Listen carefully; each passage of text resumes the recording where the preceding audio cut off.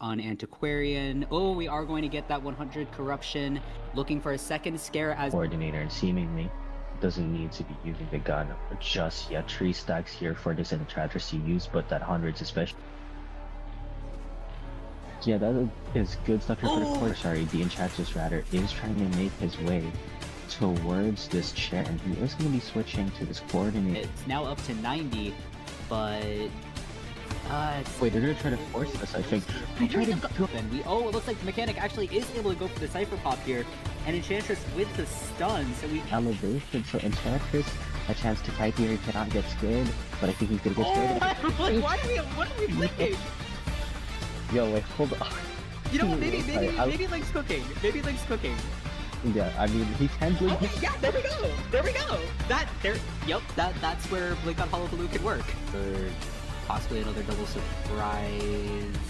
Oh, and the owl is active. Yep, we are going to see that Seer Owl coming in for support, but the double surprise does go through here. So, but with that being nearly primed, I feel like we're looking at more of a tie situation at best here, which is not what CH4 is looking for. But wow, very quick down. Good. The Wi-Fi just died. Oh, yeah. Are we going to be seeing here? Amazing dodge here from Seer now. I don't know if Chasing Seer was the best idea, but the Owl too able to use, and he doesn't have to face the scale there. But the flywheel from the side of Flywheel just used his last decoy. Oh wait, Seer with the Owl support. Nicely done. But Seer doesn't have Seer with the Owl support has no owls. He doesn't have an owl. He was just watching. Has options here to either try and go for the dungeon here, but they're gonna be able to make it to this pallet as well. Ooh, losing the pallet mind game as well, but I think he is decoding before he goes for those pages. But oh, and a terror shock on the cheek. He's been so good at. However, he is going to be seeing where this explorer is. So the question is, can he get the? Yes, but unfortunately. Oh no! That's a little risky. Yeah, and now he's actually gonna get dashed right through, and since Explorer's also like already had chain assist, I don't really think the rescue is very possible here because he is gonna be immediately taking a hit, but dash very much available, but just a TP, and he's gonna be able to get that down on the Pris.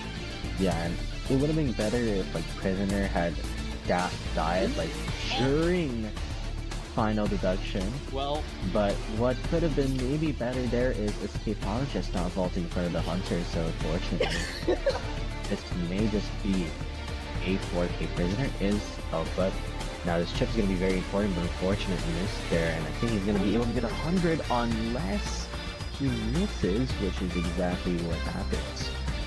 we do still have one heal bow, one of the crossbows left to use. And we're going to see Warp as well.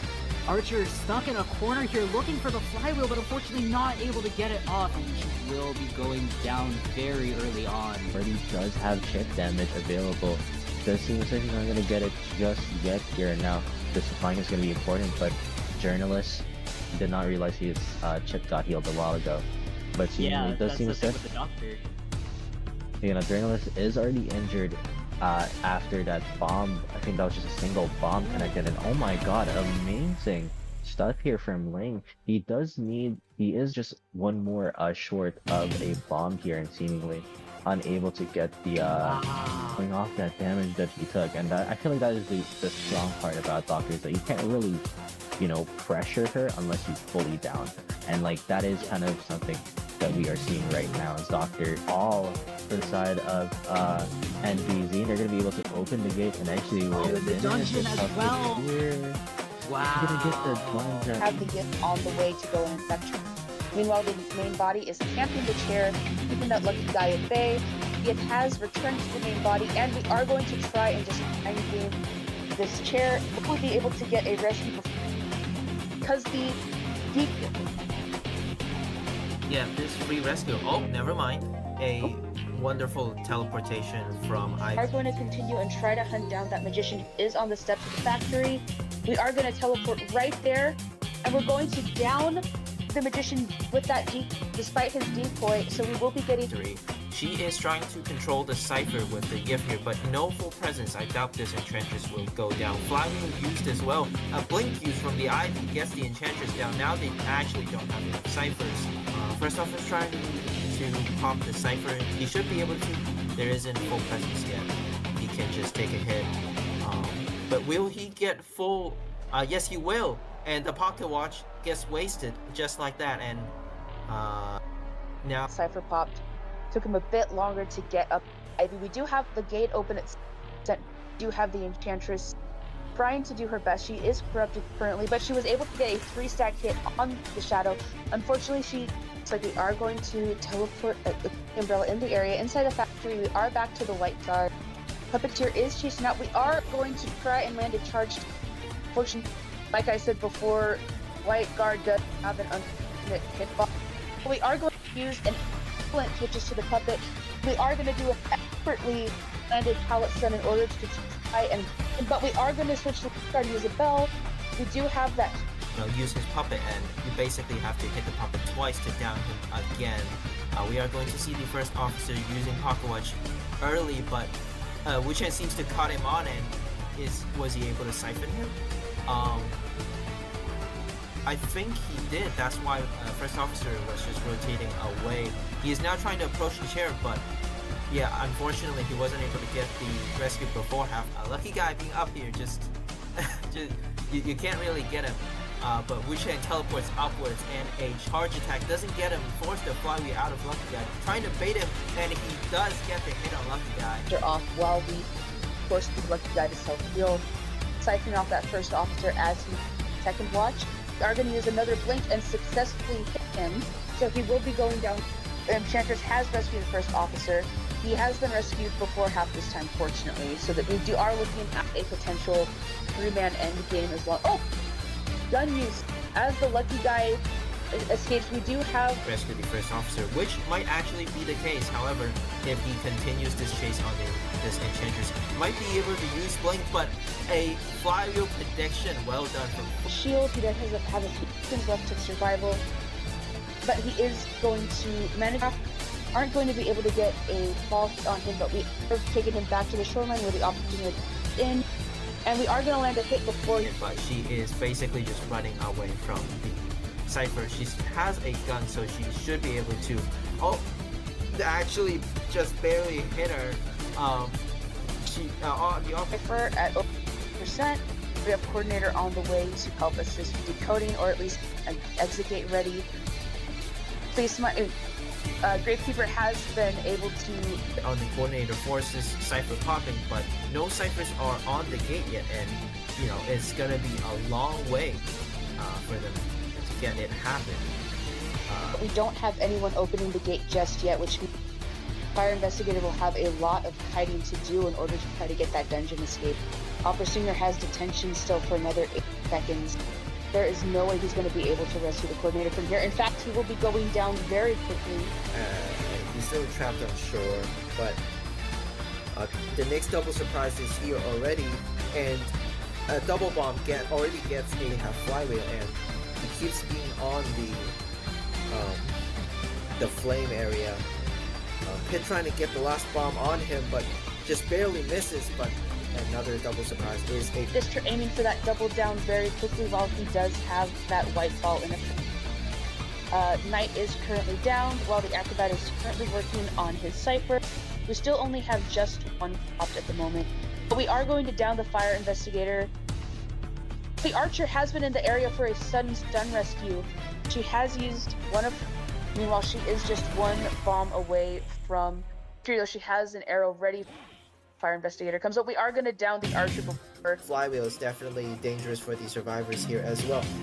Accidental flip, I think, from Pit Stoppers here, granting the Archer a little bit more tight time. Warp forced out, but gets countered by the window boost or pallet booster. Misses an arrow, unfortunately, and she should go down here. Nope, she is just I mean, just super well played from our Ivy here. Yeah, excellent work. I mean, the coordination with the survivors was very well done. Even with the Ivy trying to change targets so much, they did manage to have a decent, solid rotation and scatter throughout the stream. Oh, and folks, we are going to actually switch to a different YouTube channel for the rest of the turn. You'll be going back to the usual channel we use for the logging off tournament thus. Please come and join us over on that other stream really quick.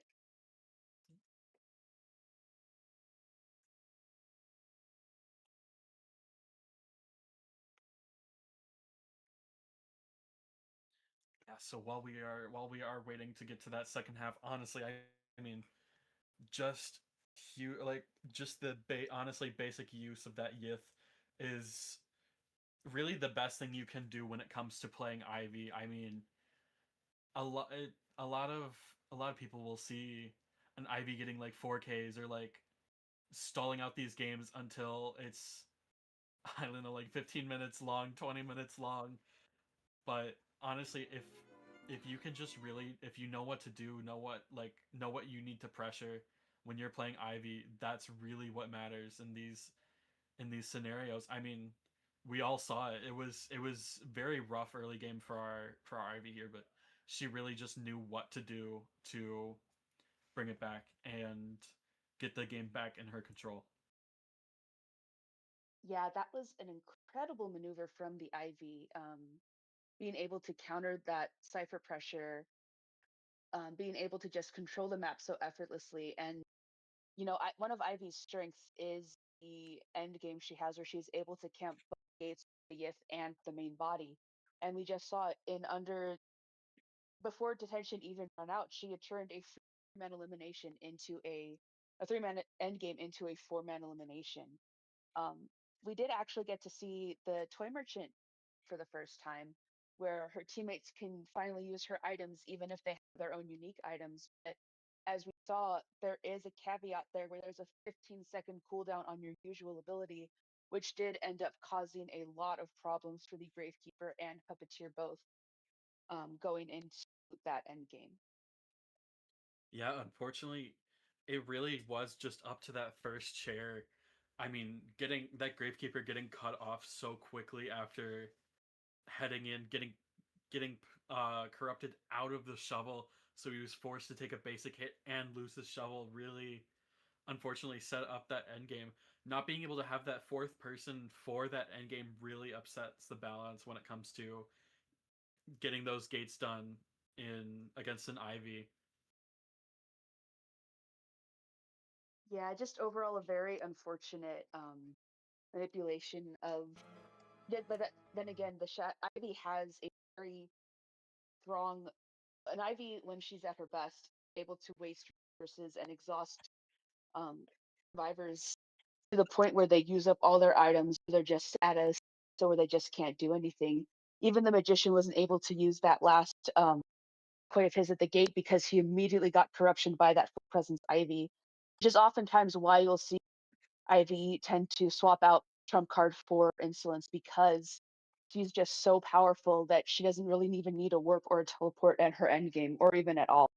Like even with that long cooldown on that blink, she was able to use it so effectively and eliminate survivors pretty. It was always a treat to see Ivy gameplay from Killer Boss. I'm very excited, very glad that we got to see it again this time around. But we are heading into the second half of round one. This time Omni will be surviving and NBZ will be hunting. NBZ has to draw this round. There is no way, unfortunately, no way that they can win this round. They have to draw it by getting a 4-man elimination. Any escape from Omni will result in a win going into round one. Yeah, so definitely the pressure is on for NBZ here, needing to get that 4K just to tie out the rounds. I mean, like it's like we've had to say before, this first round is honestly one of the most important rounds where you have all the strongest characters, all the strongest like choices of your maps, like just every a lot hinges on this first round. Yeah, there is a lot going into this first round. Matt was a very strong one as well. We did end up using Ivy, who was one of the stronger hunters on Leo's Memory for the first half. Usually this map tends to get picked in order to counter, um, particularly the Opera Singer. It is known as one of her weaker maps. We Mhm. tend to see Hullabaloo here a lot, Goatman, even Peddler every so often to get picked here a lot. tend to see more of the Fantastic Five or so than anything else here. Fantastic Five. Are you? I mean, at this point, we gotta, I think, count the peddler. She does tend to. Yeah, She doesn't get definitely. used as frequently, but she is strong enough where She's definitely been once you're making moves specialized. up in the meta. I Mhm. definitely 100% agree. I mean, Peddler, everyone thought she was gonna be OP when she first dropped, and then when she released, everyone was like, "Oh, she's not that bad." And then now people have recently started to realize how good she really is. I mean, with her first chase, all you really need is good control of your vine to be able to guarantee a chip hit and a normal hit on your first chase. I mean, you take one vine, you take one chip, and then you're already guaranteed to get someone down. I mean, within the next 20 seconds, as long as you know what you're doing. Yeah, she has a very multifaceted kit, sort of like the urologist in a sense that she can really not much she can't do. I mean, she can catch up to you. It's a short amount of distance. She's able to, leave that chip, those chip hits, like you said, able to basically create pathways between obstacles. It's a lot of power. But moving on into our second half, we do Mission, Seer, Gravekeeper, and Aeroplanist all banned. And meanwhile, we have so far for Embalmer, uh, Mechanic, and Lucky Guy. Looks like we are looking to utilize items and just rotation and getting around the map as fast. Especially, oh, And well, there's the speaking of the meteorologist. meteorologist, but yeah, this team is definitely looking for that flexibility, looking to it honestly is looking like more looking forward to cipher rushing and focusing on more of a support and kiting kind of team instead of more rescue heavy team like we had last game with our two tide turners on Puppeteer and Gravekeeper. Definitely it's definitely a solid team comp, but they are missing a solid rescuer with no guaranteed rescuer here. Yeah, I feel like if anything, they might go for bringing Tide on potentially, possibly the Lucky Guy, or even the meteorologist. There's really a different options they can go for here, but yeah, without the rescuer in play, that it definitely does look like they'll be leaning more towards Cypher Rush and just trying to gain distance and use what they can to get those ciphers decoded. The guy has all those chests he's able to open. Meteorologist is able to see the vision, able to kill with her cloud, gain distance with that cloud, and even the hunter. Mechanic, that can do anything besides just decoding. It can heal. Mhm. It can even just hide out and give tinnitus. Yeah, I mean, but looking at this team, they're definitely looking to get that tie. I mean, honestly, in the end, they only need one escape to win the round. So honestly, looking for this team, they don't even need to guarantee a rescue. They could honestly sell the first share and they'd still be able to bring it back with just a one escape if they needed. And it looks like we have locked in that opera singer. It looks like we are going to risk the difficulties of the terrain just to guarantee that round one opera pick before have regular hunter bands put into play. This Mhm. is a weaker map, one of the opera singer's worst maps, but she is still a very strong hunter to the point where she can still get 4-man eliminations if you know how to use her and if you know how to utilize her skill sets against the survivor team we have. Yeah, and I mean, it's unfortunately Factory is just such a weak place for our opera here. While a lot of the map can be good, there's a lot of corners and objects that don't look like they should be connected but are really connected. So honestly, this could be rough, but this could be really good for our opera if honestly it's just a skill thing at this point. We need to see this opera like on her A game not mess at least we can't see a dash messed up very often. Otherwise, it could turn south for our Appa very quickly here. Yeah, and it looks like she does need to choose her first chase carefully. She is down in the corner over outside of. We have Mechanic, Embalmer, and Lucky Guy all surrounding her with Meteorologist up in the shack by her lonesome. We are heading into the second half of round one, best of five for our. We have Omni hunting with NBZ hunting with Omni surviving. I'm Juliet, and very best of luck to both teams. Yeah, good luck to both teams, and we are definitely looking for that stall game here with 3 tide turners, except for our mechanic. Actually, no, I believe our mechanic had tide turner. I believe Oh. is it our Balmer that didn't have tide turner? No, it's our lucky guy without tide turner. Definitely expecting that first chase from the opera. I mean, honestly, it's a against a factory mechanic. You'd think that they're... Oh, but we are seeing the hit through the pallet immediately, unfortunately, for our lucky guy. Oh, very good But he's prediction. able to... Yeah, very good control of this very small area, making a very big area feel very small. But lucky guy using those pallets ahead of time to gain distance, force the opera singer out of her shadow form, getting into that distance while she doesn't have half presence just yet. We do have meteorologist in the area to try to help support, but we do have the lucky guy downed. Not very much progress on ciphers made so. Unfortunately, meteorologist using half of her bottle on a healing bubble instead of a wind to push away the hunter. We're going to be seeing abnormal come out on that cipher that meteorologist was working on, resetting it back down. Looks like we do have our mechanic coming in for the first rescue. She does have tide as she comes in.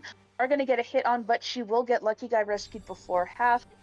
We still don't have a cipher primed yet. We are going to get the mechanic with a hit. It looks like we are aiming for a double down just to buy more time to get that first survivor down, because the opera singer is her strongest when she has 3 survivors on the board. That is when she starts to really get dangerous.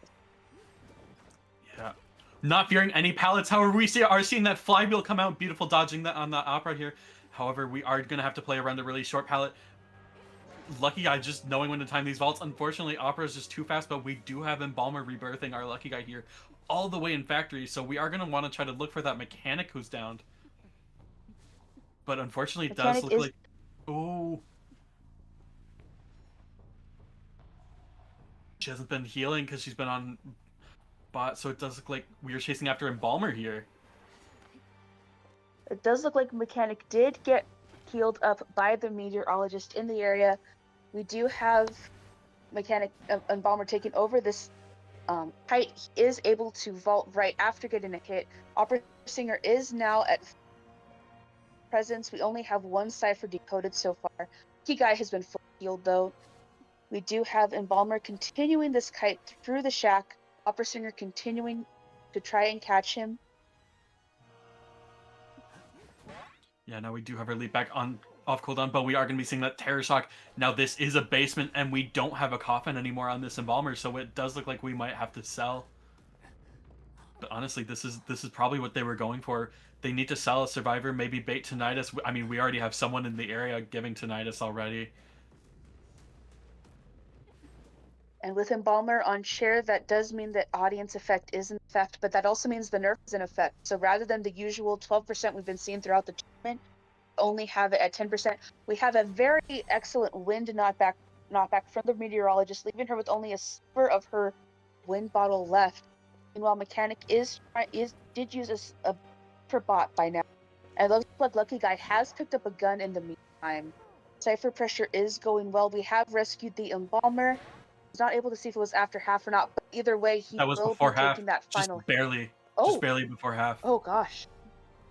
Yeah, so our Embalmer does still have a coffin to work with, and he has a second chair to work with, along with this 20-second tide turner. I mean, they are just playing for this huge stall game. We're going to be seeing the coffin come out. Are we going to be seeing a rebirth after he's chaired? We're going to go ahead and share him right away. We do have excellent cipher progress so far. It looks like Mechanic has been caught, but we are going to ignore her in favor of chasing after that just because she is. We still Canceling have the abnormal. Oh. She tried to abnormal the mid-cipher, but unfortunately meteorologist pushed her away, canceling that abnormal. She does still have it, but she needs to focus on chasing that Embalmer first. However, we are just going to be getting down in the corner here. Oh. Yeah, unfortunately, it does look like we are going to be seeing the elimination of the embalmer, but they did buy significant time to the point where we do have our final cipher primed, and I think they may just go ahead and put it because we only had two instances of um, borrowed time, and only the meteorologist needed it. But we do have our 3% endgame, but we are going to down the meteorologist before she's able to get that done. Yeah, I mean, our lucky guy still has a flare gun remaining. No tide turner though, so it is a bit risky to see if he wants to go in for a rescue. We are setting that Christmas tree gate. However, it does look like lucky guy is giving tinnitus in the area. They just need one person out, so they are almost guaranteed to get the win for this round if he decides to chase Embalmer. And not Embalmer, Mechanic here. Mechanic just running to the corner of the map, stalling for as much time as possible. And we are going to rescue that meteorologist as the mechanic goes down. She has used up uh she has used up her bot. Meteorologist has used up her bottle, but they are getting that exit gate decoded. And Lucky Guy does have a gun if they do choose to. He may not have to use it after all because that exit gate is open, and we do have both survivors heading now. We are going to end up in a draw, so Wow. that means the win does go to Omni for round one. Very well done. Oh my god.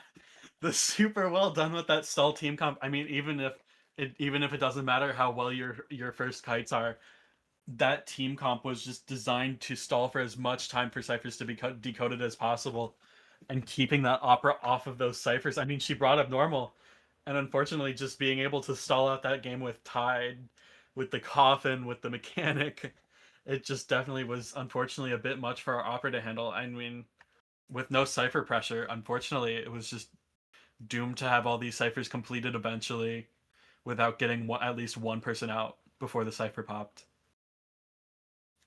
Yeah, it was a very well done effort. The embalmer had a very fantastic fight, taking over once we lost our initial target of Lucky Guy, and he was able to get away. Ultimately, that normal cancellation of that bottle, and then going over to pursue the embalmer instead.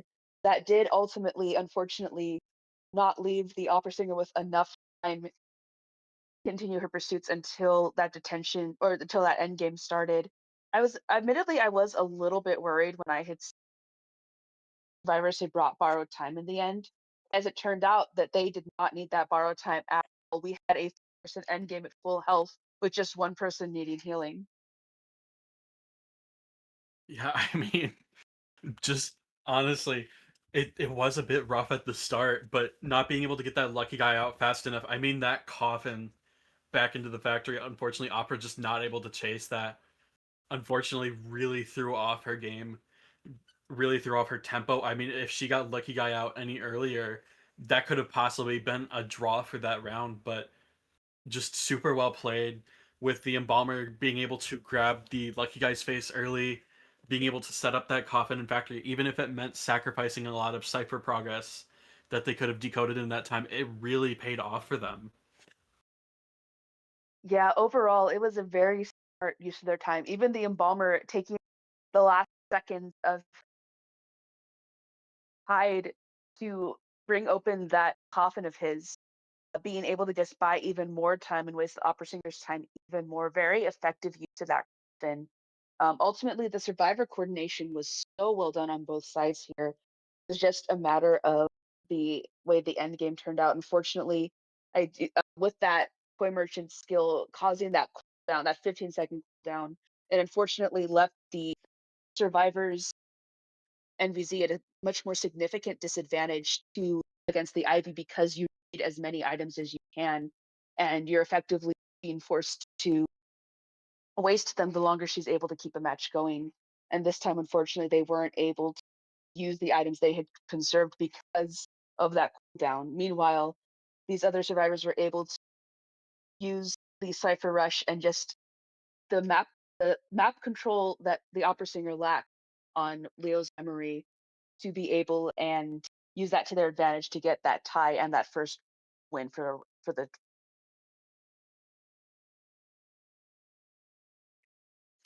Yeah, I mean, it was just a lot of impressive decision making. And I mean, having to make all these decisions, all these important like things to do in the middle of these matches, it really shows how much time these teams have spent together, really being able to understand each other, being able to really just understand how everyone plays. I mean, not a lot of teams are able to accomplish that, and so being able to see this teamwork really pay off is definitely something super rewarding to see in tourneys like this. Yeah, it's absolutely so wonderful being able to see such excellent survivor coordination and such excellent hunter gameplay. These are people who know these characters so well, who know these maps so well, who know the strengths and weaknesses of the characters they play so well. And every so often we'll see something that switches things up and leaves us a bit surprised with how things end up going. I mean, we have a bunch of new adjustments live right now that might change the trajectory of this match. I mean, we might get to see a buffed Geisha soon. We might get to see a buffed Naya, potentially a Mhm, perfumer or a new buff, even a doctor mhm. if someone's daring. I mean, yeah, it's with all these new buffs, it's really hard to tell what the strategy is going to be. I mean, planning out unfortunately would be a bit difficult considering these buffs were just implemented really recently. However, some of the characters that were buffed are currently used in these teams. And I mean, we have seen a perfumer before in logging off league previous matchups. So it's not always impossible for the chance of a perfumer to pop up, but we are going to be moving into our round two first half. We are going to be seeing the map chosen is Moonlit with Chinatown banned. Honestly, Moonlit, a very strong map for a lot of hunters we got on the table still. Chinatown, always a very strong map. I mean, it's good for survivors, it's good for some hunters. It's a flexible map for both factions, and being able to get rid of it really is playing to what your team's strengths are. Yeah, Moonlit is one of my personal favorite maps. It's very big, a lot of open space, so characters you think wouldn't have much of an advantage there, like the Wax Artist, is surprisingly effective here. Nightmare is very strong as well. It Mm-hmm. also is a pretty good counter to some of the more well-known hunters we have. Um, Bigger maps aren't very popular with characters like the Ox or the Goat Man. Hullabaloo has a tricky time of it, and Ivy can have a little bit of as well. Peddler do well here too. Um, it's very big, but the big problem here is that divide with those two little bridges being the only things connecting both sides, along with that roller coaster. You've got to be able to effectively use location here in order to avoid giving the hunter a smaller space to box you in. Mm-hmm. Yeah, it's definitely rough as seeing as this well, Moonlit as a map, it's both strong for hunters and survivors. I mean, there's so many strong survivors on here. Obviously, we might see the priestess band before we can get a pick in on her, but there is also the possibility that we could see priestess open. I mean, this is one of her strongest, if not her strongest map. I mean, there's a reason that she is always banned when it comes to maps like Moonlit. Oh yeah, Priestess is a threat on lit. She's a threat on bigger maps like that one, like Lakeside. She on smaller maps like Chinatown and Eversleeping. She fallen off a bit in the meta just because the specific debuff she had just did conflict with the current meta at the time. So hopefully we will get to see her again. We've seen her slowly pop up more and more frequently. Hopefully we get to see her soon, especially in this one. But unfortunately, with those global bans, you have to be so careful with who you pick and choose to lock in, especially with the best of five coming up, where we no longer have global bans going into a round four if we get to round four. As it is, we won't be seeing uh, meteorologist, lucky guy, embalmer, or mechanic picked again from Omni, and we won't be seeing opera singer picked again from NBZ. It's not even including the one hunter band and the gold survivor bands we get as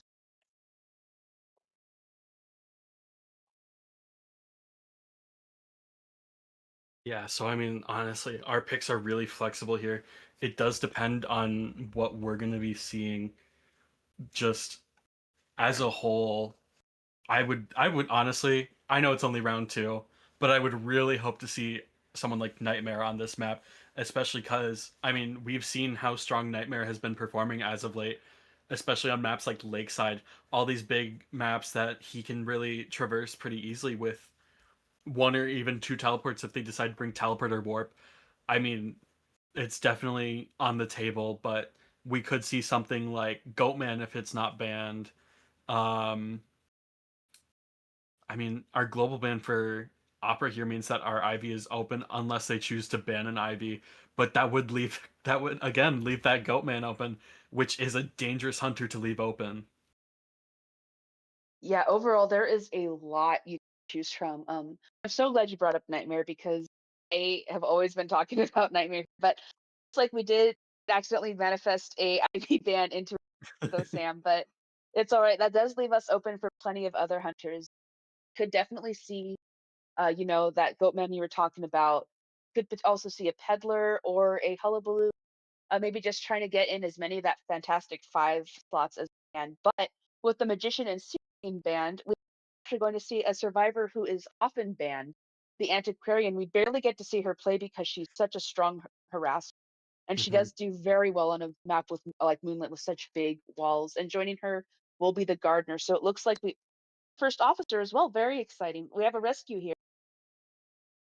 Yeah, I mean, with how they played their first round with no rescuer, I mean, now getting to put that rescuer on the table, they don't have any rescuers globally banned, so they get to have almost every rescuer available to them. With the Gravekeeper banned, unfortunately, it does mean they don't have access to his shovel and his dashes, his really strong kiting. But that does mean we are leaving that first officer open for the second round. I mean, good. He goes well into Goatman. He goes well into. I mean, really anyone that doesn't involve like an area effect, like I don't know, Naiad, for example. Um, Mhm. but really on Moonlit also, if first officer is good because he is able to get closer to those chairs while using his watch. I mean, it has a plenty of time duration for at least him to run to bridge to say like Godkite chair if someone gets chaired there. It's definitely up to how our hunter plays here against this team is definitely going to see how the future rounds are impacted. Yeah, this is a very strong team to have to deal with. You have a lot of survivors who can take a lot of hits. You have that gardener who has that bubble and that recall, and she just got buffed recently as well. We do have the puppeteer who can take plenty of chip hits as long as he doesn't have to worry about getting hit by the hunter in his usual form. First officer gets a brief tide if you hit him in his puppet watch form. And it does look like we actually did also ban a lot of survivors who can take extra hits. The um, we have the professor here who is a very strong hunter. A very strong survivor. If you're able to hit him when he scales, do have a very prolonged. But it looks we are actually going to be getting into our hunter pick briefly, and it looks like we have a select. Very exciting. It looks like we are going to work very hard in order to get that cipher pressure in, and Hermit is a very fun pick for Inlet as well. Very excited to see this hunter come into play again. Yeah, I mean, although with the team comp we do have right now, unfortunately, the ciphers will be a bit slow. We don't have a decoder and we do have a rescuer with a decoding debuff. So it will be a bit rough for our survivors here. It will be a bit of a long game. But I mean, Hermit is one of the hunters that gets countered most by team coordination, and we just saw how well Omni does with their coordination. Yeah, overall, this is going to be a very interesting matchup. Hermit does have a very strong advantage with that build teleport bit.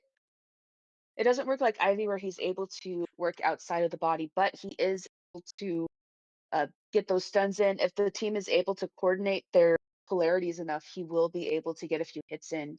And even with that first officer's decoding debuff, he does get it back the more he uses pocket watch. So Mhm. trying to keep him from using those as much as possible will help the Hermit.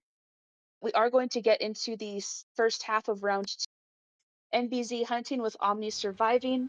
I'm Juliet. This is Sam, and best of luck to both teams. Yes, good luck to both teams. And honestly, this first chase is really what's going to determine the game. I mean, with Hermit, if you don't either spread that damage or get someone down fast enough, it could really spiral out of control. I mean, with Hermit, it speeds up as the game goes on. You're spreading that progress among all the ciphers. We are going to be seeing that coaster immediately taken to second stop by our Gardener here. Antiquarian for our first chase here. Yep, we do have Hermit over chasing her through the first story, trying to get a hit in on the charge. We have Gardner and First Officer charged up already with their connected ciphers. Antiquarian is using her flute to just gain a bit of distance. Meanwhile, the Hermit is chasing her through here, trying to land a charge on her. Does manage to get a blue charge on her, opposite of her current teammate, which means they won't be able to split the polarity until they're able to switch off. But it does look like they will be able to switch off shortly, and I would not be surprised at all if we see a switch. And sure enough, there goes the Gardener, who will be sharing the damage with the Antiquarian, giving the Hermit his first half present. Oh, warping over to the Gardener did just take a chip hit, but however, we did take the coaster earlier, so it does look like, oh, beautiful stun from our Hermit. Getting the hit in, unfortunately, but we are going to be seeing that coaster come in immediately. No warp, unfortunately, to catch up, but we are going to be seeing the pressure come onto our first officer over here, who did take a chip to split with that Gardener there.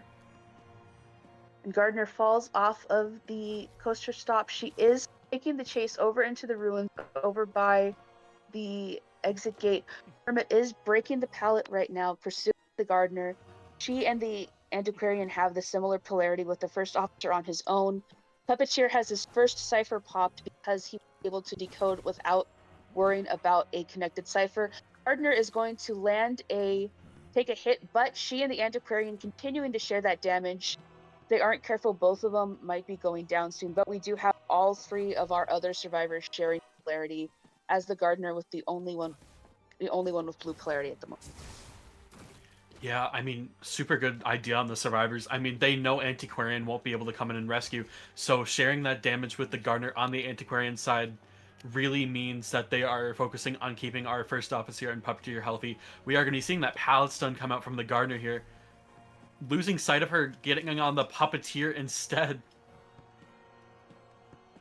Does look like we do have the Hermit switched around a little bit.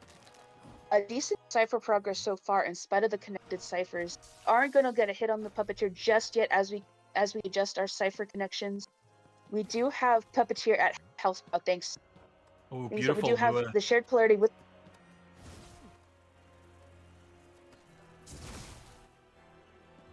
Oh, unfortunately, we are going to be seeing our Puppeteer and Antiquarian going down here. Really unfortunate for Omni here. Very unfortunate, yeah. And Antiquarian did end up on falling just as she had pinged that she was 3/4 of the way done with her cipher. Already have the first officer coming in for a basement wreck in the tent. We are just trying to hurry. Antiquarian is self-healing at the moment. Meanwhile, Gardner is just trying to decode as much as she can.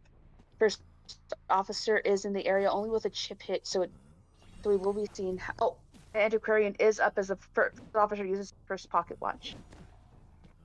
Yeah, trying to get that drop hit, but unfortunately it's a bit hard to read that first officer when he's invisible. However, we are seeing the immediate hit as soon as he drops down. Lewis to get out of the basement. Not quite being able to use actually that new buff for Puppeteer that we were talking about earlier.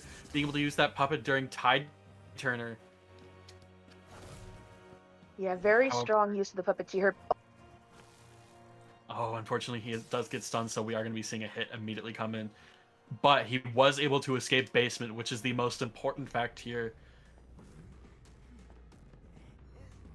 Yeah, and we are seeing that Puppeteer carried back to his chair. We have Gardner Antiquarian picking up a cipher over on the other side of the map.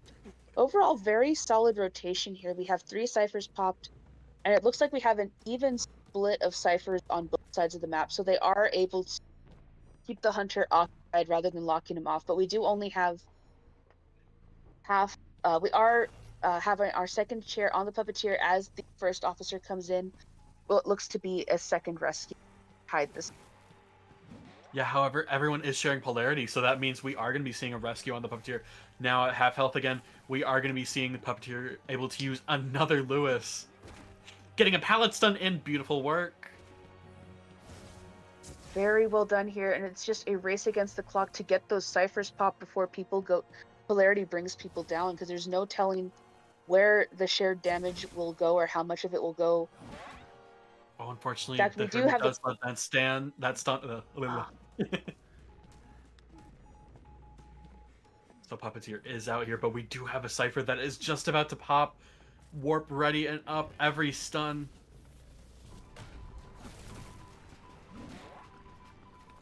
Seeing the hit come down, but Gardner gets down on the Prime Cypher.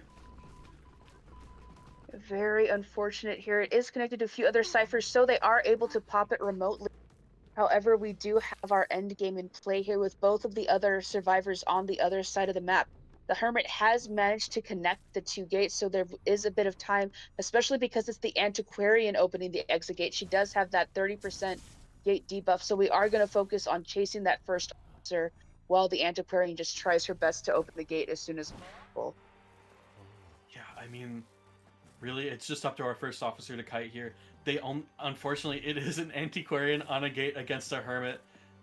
But as long as Antiquarian is able to get the gate before first officer gets downed, he just needs to kite out this gate. Able to dodge one stun. Gate not quite open, but our Antiquarian doesn't have exit pass, so it does look like it is going to be a 4-man endgame here.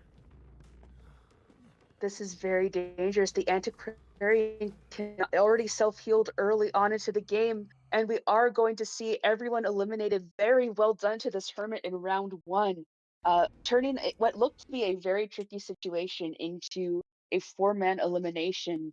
That Cypher Rush and the team coordination in order to switch off those polarities worked so well, but unfortunately, it was that Antiquarian's decoding stuff that um, that basically cost them the end game because he was able to catch up to that first officer and knock him down.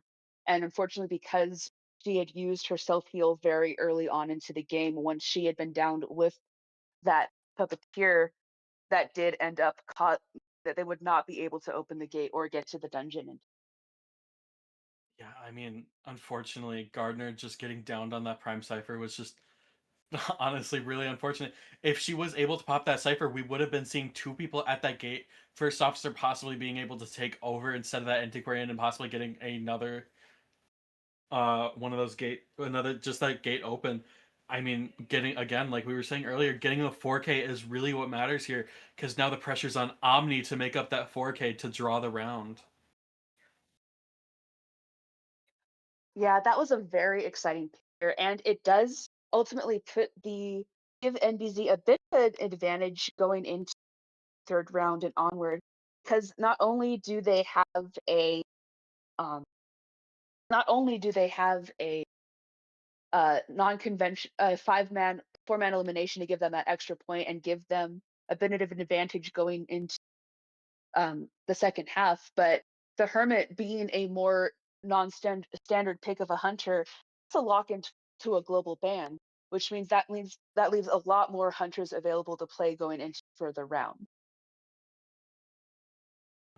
Yeah, I mean, definitely a little bit more of an unconventional round two pick for Hermit. I mean, it's not something you see every day, but it does, like you were saying earlier, it does leave a lot of hunters available on the table here for our later rounds here. I mean, we could be seeing. I mean, we do have those global bands, really strong characters. Unfortunately, they lose that Gravekeeper, they lose that Puppeteer, they lose that Toy Merchant, all strong characters on Moonlit, and we are seeing that Ivy global band. So it is a bit rough for our survivors on NBZ, but I mean, who knows? We might be able to see a comeback here with if they are able to clutch up this round and maybe even get just a one escape. Yeah, overall the tide can turn as it is. We do have best of five, which means you need 3 rounds to win, and already we've guaranteed a round four just by NBC turning around and grabbing that 4-man elimination. Now Omni has no choice but to try their best to with a 4-man elimination. We have plenty of options here still. We might be seeing a wax artist. I mean, we could even see a hermit from this side as well if our hunter has a hermit available. There are still plenty of hunters to choose. I know Geisha is a bit of an meta pick, but she did get buff recently. She would be a lot of fun to see. I'd always love to see a Naiad too, of course, but there's still Mhm. plenty of options here. And I think once we get the base and selections in play, we can get an idea of what the hunter is going for. I mean, certainly see why the NBZ hunter banned all of those hit tanking characters. I mean, you didn't want that um, professor in there eating up charges and eating up hits. We didn't want to see that for the gravekeeper and his shovel, and his owl. There are just a lot of issues there, and there are still plenty of here, and very excited to see what we have into this round two. Yeah, I mean, just honestly, with the amount of survivors we still have on the table, it's really up to our NBC survivors to show the same level of communication we saw from Omni. Really, honestly, just bringing it home. This is their chance to prove themselves, making up for that first round. Because if they are able to win this round and tie up the score with Omni, this could be really huge for NBZ here. Yeah, that just goes to show just how the tides can turn immediately. The right hunter pick on the right at the right time, the wrong debuff at the wrong time. I mean, anything can change anything. One wrong time, even a tram hit could completely change the course of a tournament or a match. And especially against these teams we've seen throughout this month, Omni and NBC have just been doing such phenomenal work here. It really is a clash of the titans right now. I could not be happier to have a front row seat to it. Um, I love watching Tourney, and I love being able to see what we have, what our region can bring out the best of us, of folks. If you were able to see on Identity 5 social links, they are looking for surveys for people who are looking for interest in IVC coming to the NAU region. Getting more support would be fantastic. Of course, that doesn't mean you can just leave behind the wonderful grassroots tournament. These local ones running year round, trying to bring you guys best tournaments and get a glimpse of what we are looking for. But moving into the band picks, we do have Seer and Antiquarian. Yeah, I mean, solid picks as we've seen before. Seer, Antiquarian, both really strong when it comes to just knowing how they function in these earlier rounds. It's really going to make an impact when it comes to if they get openings to that Seer or Anti, that could be really detrimental for the hunter. Depending, I mean, honestly, they are known to really carry their matches if they are allowed in. So honestly, two really understandable bans. I mean, there's absolutely nothing wrong with getting them out as soon as possible. Yeah, I mean, the Antiquarian has so much um, at play that she can use. Not only can she gain distance through being or running, she's able to stun the hunter and disarm them for a while. But in turn of events here, we've got the Dream Witch band for Omni. Really, no surprises there. She is a very her, and Omni is notorious for having a very witch. But We are it going to looks like be seeing the perfumer. Like we were saying earlier, her buffs are in, so it is exciting to see her in, along with the Enchantress. Definitely two really well-known kiters, especially in NA here. Really, honestly, two solid picks now with their recent buffs. and it looks like we do have a bit of a game five setup going on here. We have the Enchantress, Perfumer, and First Officer all locked in. We have also banned the Archer and the Novel, trying to ban quite a few harassers, but it looks like we aren't really aiming to have two harassers outside of the Enchantress as we lock in that Fire Investigator. So we do have survivors who are able to gain distance, take hits, um, the Hunter stunned. Overall, a very well-rounded team. We could potentially be anticipating a hullabaloo or a and with this team build right here. Yeah, I mean, honestly, this is while we don't get to see them often. This is quite a strong team comp when it comes to Moonlit. I mean, with the map adjustments they had made a little while ago, unfortunately, those doors on Moonlit are impossible to block anymore, except for our fire investigator, who is still able to block off those doors and waste a lot of the hunter's time. Yeah, overall, this is a very fun team comp to go into. Not many um debuffs play here, save for healing is going to be a bit tricky with that perfumer and enchantress in play, but we do have our hunter locked in, and it's like we both looked out, Sam. We're finally getting to see some Goatman gameplay in here. Yeah, Moonlit is definitely. a I pretty mean, sorry. it's a very good map for him. I mean, like we were talking about earlier, he is able to. It's it's honestly the same thing as Priestess. You have a character who can easily traverse the map, who can easily catch up or create that distance or close that distance. So honestly, they're two sides of the same coin. I mean, they are both honestly menaces on Moonlit. So it will be interesting to see how our survivors do counter this gameplay. Yeah, this is a very fun team. A bit of a non-standard team for a Goatman. I mean, Enchantress is a very common pick to go up against the Goatman or a Hullabaloo. First Officer and Fire Investigator are always use Perfumer. It does look like we are going to get to see her new buff in action. For anyone who might not be familiar, she gets a very brief, I think, a bit of a tide when she gets hit or recalled.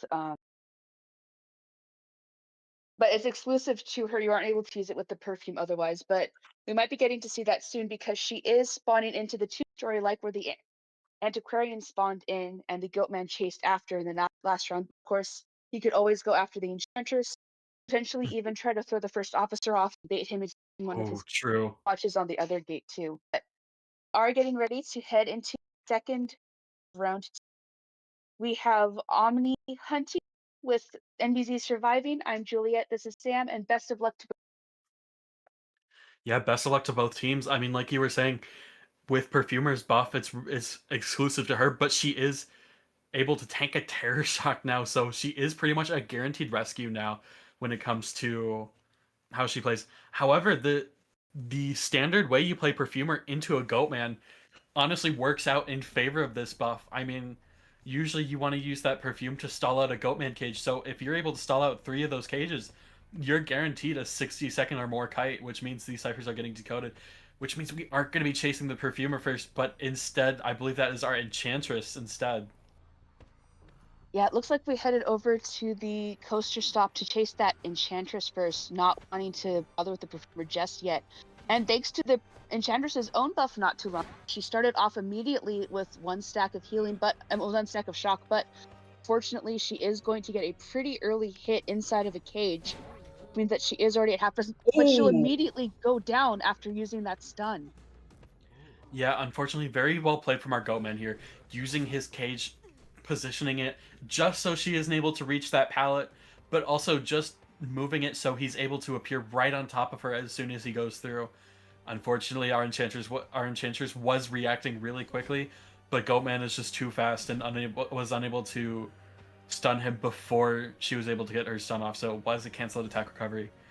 We do have our first officer coming in a bit early for a rescue, but we are stalling as long as we can for that rescue just before half. 2 ciphers at 80%. Definitely looking pretty decent for both sides here, honestly. Blink coming in immediately. Yet being able to knock that enchantress, she'll be going down very shortly. Very good on the first off. Get a body block. Did buying the enchantress a bit more time. Unfortunately, she's not going to be able to reach the corner she was aiming for. She'll be brought down right next to the coaster, being taken in for her second chair. She was rescued quickly after half. We do have a second cipher nearly primed, but with that audience effect in play, we are going to just try and get as much decoding progress as we can on our other ciphers before we pop that second one and lose it for good. It looks like we do have the. Is that the perfumer? Yes, that is the perfumer coming in for the rescue, hiding out in the time being. Meanwhile, first officer and fire investigator are going to try and decode as much as they can.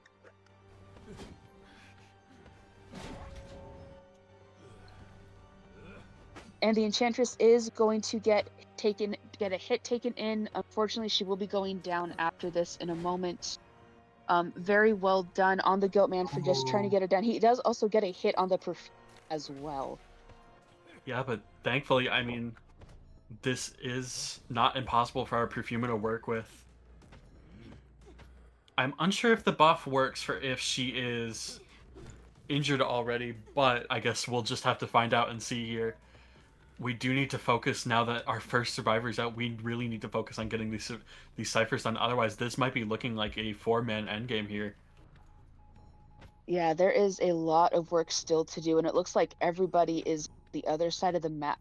On one side of the map, we do have perfumer and fire investigator getting healed up, but that does leave the first officer in a very vulnerable position. He does still have a pocket watch left. Going to be using it right as the Goatman puts a cage up. Will he be able to hit the first officer yet, though, or might just be waiting that pocket watch out? That did buy his teammates enough time to heal, and we are going to get a hit on the first officer, meaning he will be going down very soon, right as we pop our second cipher and finish the effect. Yeah, and so we have one more cipher that is just about primed. We are on our 40% cipher here, one with 50, and another that last one primed. If we are able to pop that, that would be very good for our survivors. But we are going to be seeing our fire investigator here, definitely looking to stall time out of this cage. Not quite able to break, maybe able to break it here. Using the blink come out. Our fire investigator getting off just in the right time. Cage going down, but might be after half here due to the positioning of our fire investigator here. Yeah, Stalling overall, out. very. Oh, this could be a stuffed rescue. And it is a stuffed You're right, rescue. it is. Well, the first officer does have an extended chair time, but unfortunately, even with all that extra time, it will be an after half rescue if the perfume does come into that rescue. We do have the fire investigator being brought in. We are going to just drop him for now and just try to get a hit in on the perfumer, getting a chip hit as she goes into that rescue. But we are going to get a cage in and just try to stuff it for the second time. Stalling out that chair, we are seeing that perfume come out. Not quite opting to rescue yet, instead stalling for time for our fire investigator to heal up. We are seeing another perfume come out. A little bit of that stress shield coming in. Very good patience from our perfumer here, just not using these pallets. Unfortunately, it does mean our first officer will be going down here. No items to rebound with. But our fire investigator is up. Perfumer doing a really well job on that stall. She does still have a flywheel to work with if she can pop it in time. Oh, unfortunately, the flywheel's a bit late. Yeah, and she is only with one chip hit left. We do have the first officer down here, and unfortunately, because we got our harassment taken out already, he will be seeing his second and final chair in this instance. The perfumer is able to get some distance using the airbag left behind by the fire investigator. Still one prime cipher they left off at the beginning, but nobody there to decode it. And we do have the perfumer down finally, which does mean if we are going for a match, he is going to be bringing that perfumer closer to the fire investigator. He knows exactly which cipher he's at. We do have 2 ciphers primed now, but nobody code them as the fire investigator just tries to avoid. We are going to chair the perfume instead. Yeah, warp immediately coming out.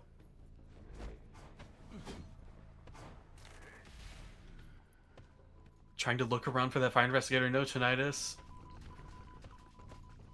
Gets barely in range. It does look like our goatman does know where to look for that fire investigator.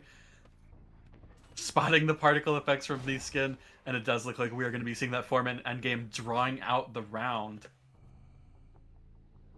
Overall, very well done to Omni, being able to pull that an elimination off with the Goatman, who at a bit of a disadvantage on a bigger map. But being able to keep all those survivors on one side of the map, being able to stuff that first officer rescue as effectively as he did against that fire investigator. Overall, very well done here. Very well done for keeping their lead going into round 3. They still have a 1-round win advantage with that draw. They just need 2 more wins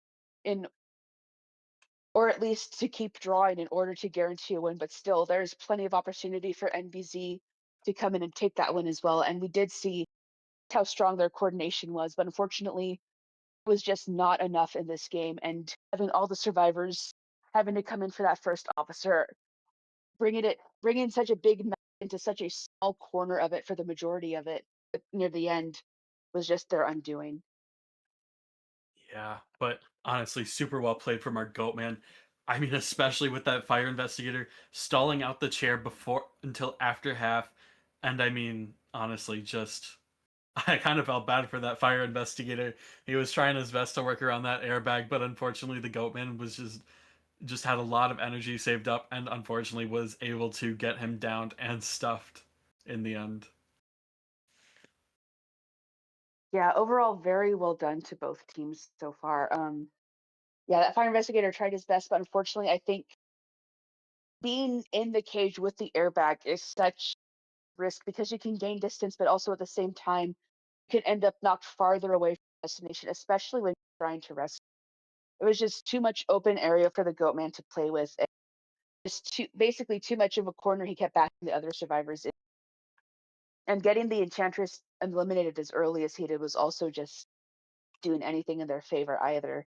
But heading into round three, we have a lot of survivors banned now, a lot of uncommon survivors, and we also finally able to see a few of the new buffs in play. I mean, we got to see the gardeners, recall buff, the perfumers, the puppeteer, and the toy merchants buffs all together. But as we've seen as well, even with all of those advantages at play, you can still, as a hunter, get 4-man eliminations and lock these characters down, even without the use of a super meta hunter. I mean, the Hermit was able to take down both the Gardener and Puppeteer with ease. We were able to see excellent work from, Ivy, for Singer and Goatman. So there is hope out there for you hunter mains. Just keep your heads up. Yeah, definitely. I mean, and moving into our round three here, it's really on the table on what map we're going to be seeing because this could be really important. I mean, we've already seen Omni keeping their lead, even drawing out that second round, meaning that they are still technically in the lead with a win and a draw, but we are just gonna have to see how these future matches play out moving into our round three here. Yeah, like you were saying, Sam, map pick is so important nowadays because with the meta we have now, it's very easy to predict which hunters are coming in where. So you have a strong idea of which maps we picked and which ones we avoided. I mean, if you want something with a bit more of an edge and an advantage to a survivor's side, you want to pick something like Sacred Heart more likely. Or if you want something a bit more advantageous to a hunter, you'd pick a map like Eversleep or Chinatown.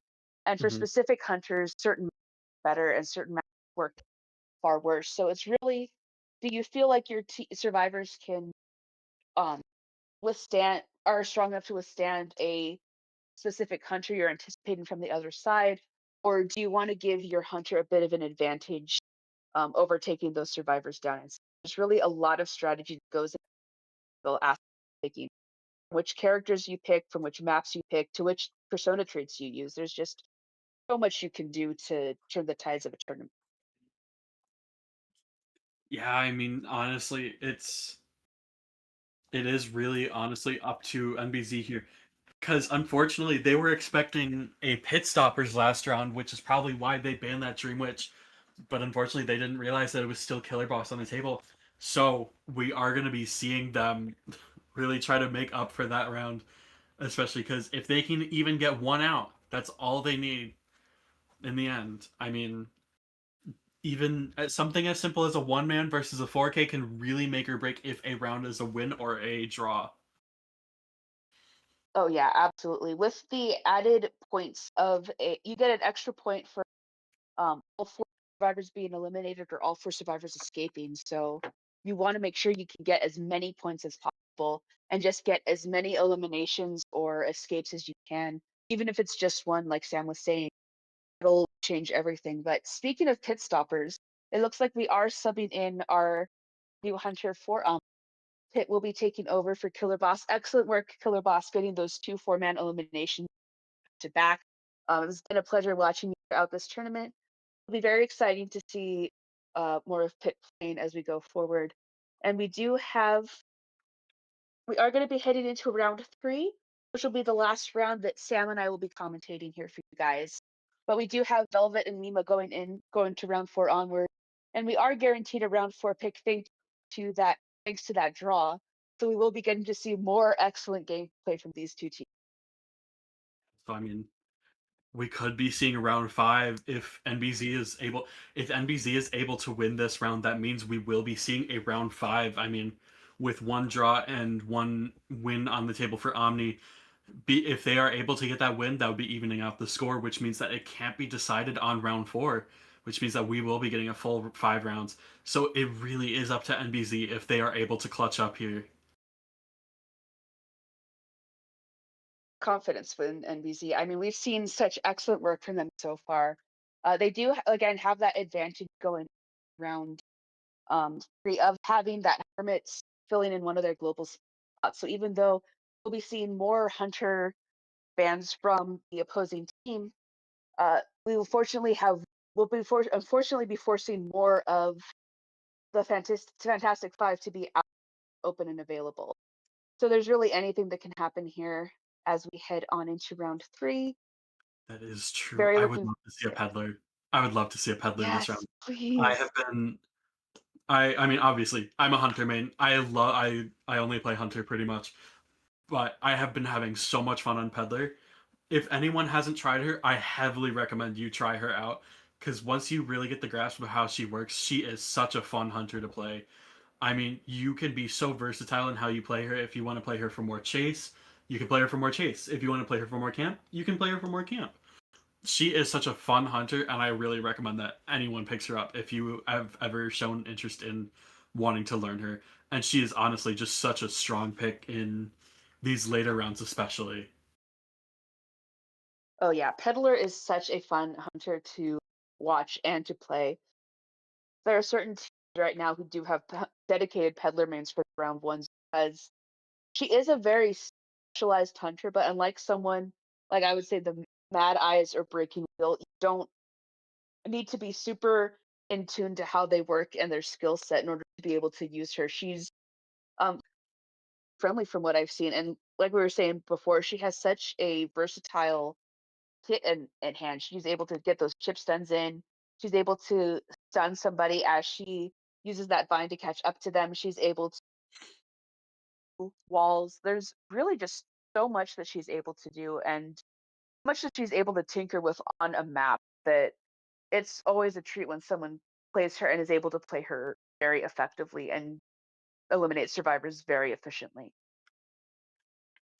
I mean, yeah, honestly, it's and especially Arms Factory is one of her stronger maps. It's you got Church, which is also a stronger map. You want those maps where you have a lot of areas that you can really cut off areas, especially with the fact that you are literally able to go through walls.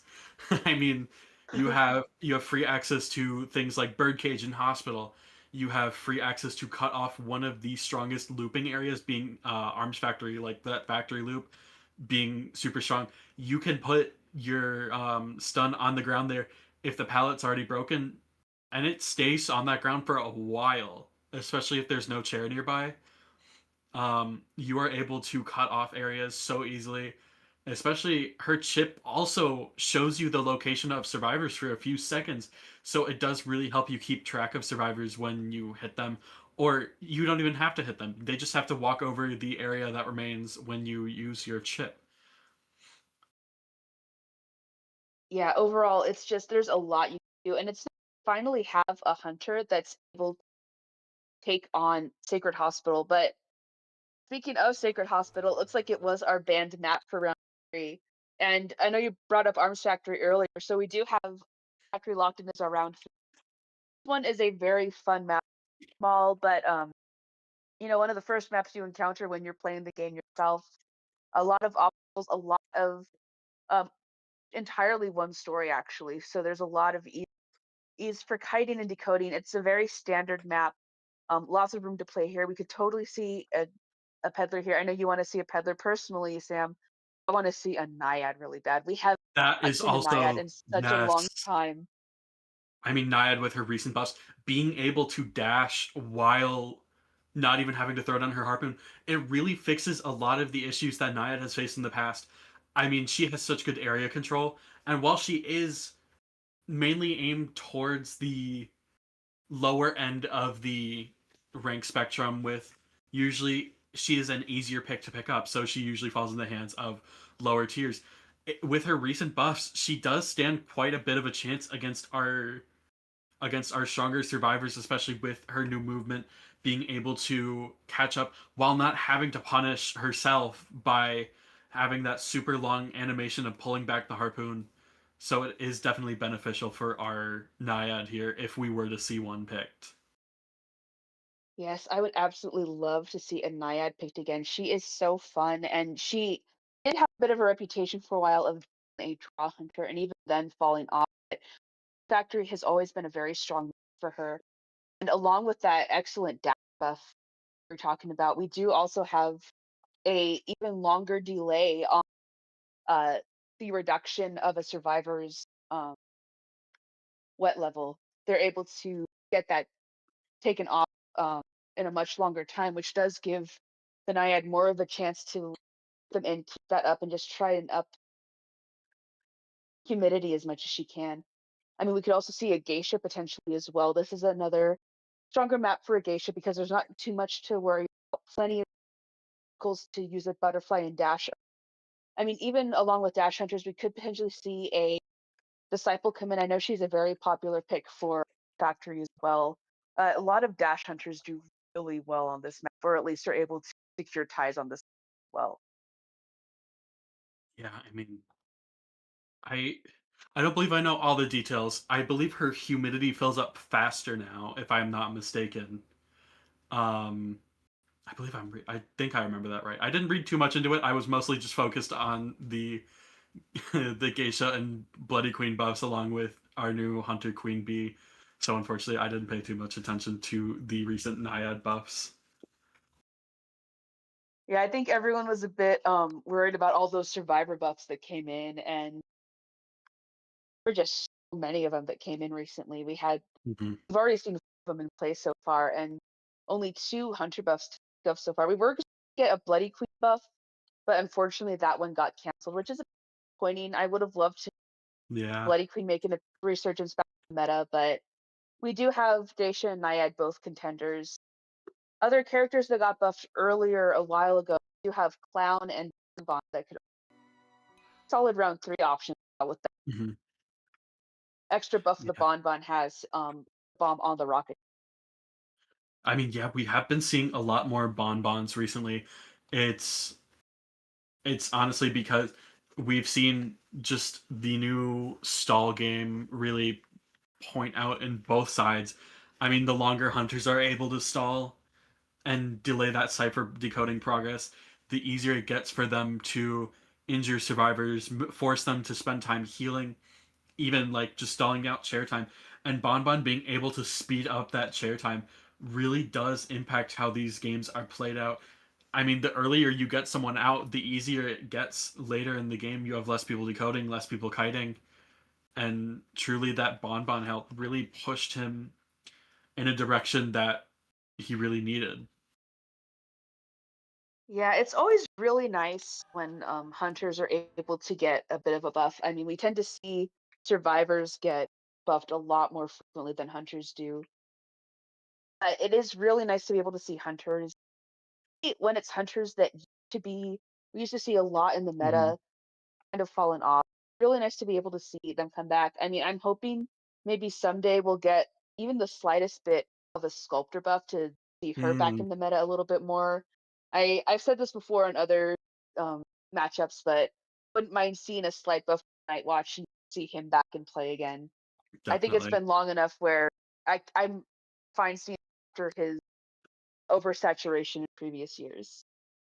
Yeah, unfortunately, it becomes a lot more difficult when it comes to hunter buffs because you really never know what can be too unbalanced until it hits the live servers, and at that point, it may be just too late to fix on time. I mean, we had unfortunately with a lot of recent skin bugs that were going around. I'm sure everyone remembers the Invisible Mary that was terrorizing rank for a while. I Unfortunately. think that there were some people here, or I did see a few people ended up getting temporarily suspended or like penalized for using that invisible Mary in rank. It was very fun. I also remember that one gardener skin we had that ended up turning her into like gardener model into just words. There was I just do remember giant that. red words just running around Duo's map. Yeah, unfortunately though, no funny skin bugs this time that we're gonna get to see, but it definitely it's always a joy to see some of those funny bugs that are never intended, but are always are always fun to see people post about. But when it comes to our picks here, I mean, a lot, unfortunately, of strong survivors have been taken off the table, especially characters in these later rounds like Antiquarian, Embalmer, Mechanic, all these characters that do really well in these later rounds, but unfortunately not as well earlier, but still strong picks. Yeah, we do have a bit of an advantage here for Omni because they did end up with just one rescuer being taken off their global ban, as well as just one decoder as well. Which means going into rounds 4 and go and onward, they do have a very strong survivor selection pick from still. Because as this is a best of 5, we are going to only see global bans in effect up till round 3. Hmm. So going into round 4 and onward, um, we will no longer have global bans, which means we will finally be able to see survivors repeated as long as they're not banned, which Yeah. means we might be able to get to see a few conventional survivors. I like to joke that the batter is very popular round 4 pick because Hmm. people tend to always bring him after the global bans are filled out. So I'm really hoping we get to another ban point. Yeah, and it does look like we are going to be seeing the Dancer and Seer being banned. I mean, Dancer, while an underrated pick on Arms Factory, she is a menace. I mean, not Mhm. having to worry about the antiquarian is definitely a huge relief on our hunters end. But also keeping that dancer out is definitely a very good call for our hunter here, especially with how well dancer synergizes with arms factory. Yeah, Dancer, I feel like is a very map specific pick here because she is such a strong survivor, being able to use those music boxes in like, hiding areas and to just decode ciphers as fast as possible. But are gonna lock in our archer and our fire investigator. Very happy to see the archer in play finally. She's a very fun harasser, able to solid stun in with those arrows, and she only really has a minor speed debuff just when she's away from the hunter.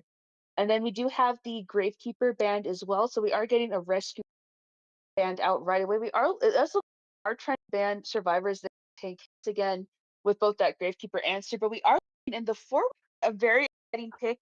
He's slowly been coming back to the meta now that a slight, slightly less devastating decoding debuff. So I'm very happy with him again. Yeah, and I mean, just starting out with this team already, it's looking like a very harasser heavy comp. And I mean, come on, you already got two of the current strongest harassers in the game with forward and archer.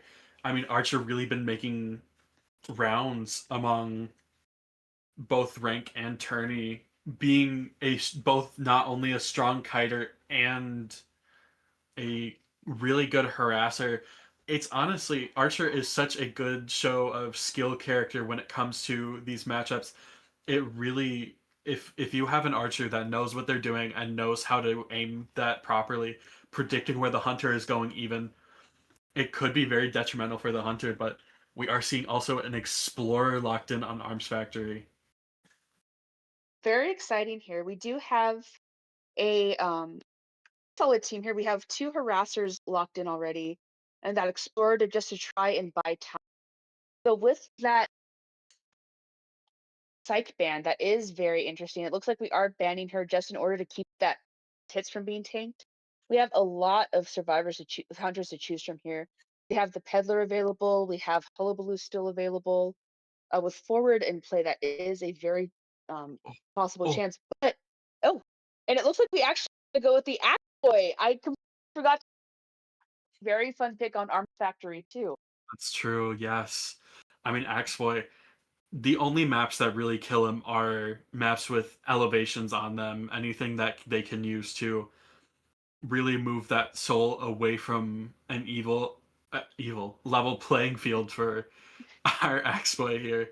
But with Arms Factory being as flat of a map as you can possibly get, this is such a good map for an Axboy. I mean, especially with a lot of the big open areas, there are usually no obstacles, so you are able to use your restful road really easily in a lot of areas. I mean,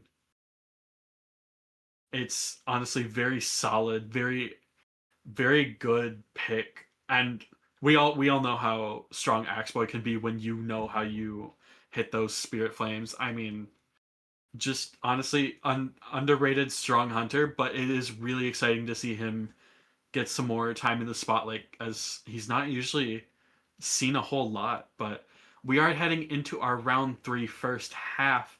We do have a flywheel on forward, explorer with tide, fire investigator with tide as well, and our archer with flywheel as well. We're spawning in a square here, honestly looking to protect that explorer. Definitely the most valuable piece of this team here, looking to keep that Cypher Rush alive with the harassers close to keep him safe. We are heading into our round 3 first half. I am Sam. I'm joined with Juliet. Best of luck to both teams. Good luck to both teams. Yes, absolutely. Very excited to head into the third round here. The last one I'll be commentating for this. Sam and I will be commentating for this edition of Elo League. Thank you guys so much for staying with us. This has been a blast so far. We're loading up soon. It looks like we'll have the fire investigator or the forward in our first here. Just depends on who the actually wants to deal with first. Those pest airbags over in the ruins or that full ball stun. But it looks like we are aiming to chase after fire investigator first over the end. Either yep, and we are gonna go ahead and chase that fire investigator as he heads off into those dangerous ruins. Yeah, just using that fireball to get a quick start, immediately breaking that airbag. Good charged attack prediction to immediately get rid of a really strong kiting tool for our fire investigator. Unfortunately, the flame looping around just as he is able to cut off. Fireball not quite hitting, but we are seeing the airbag come in. Just again, no more to work with really early on.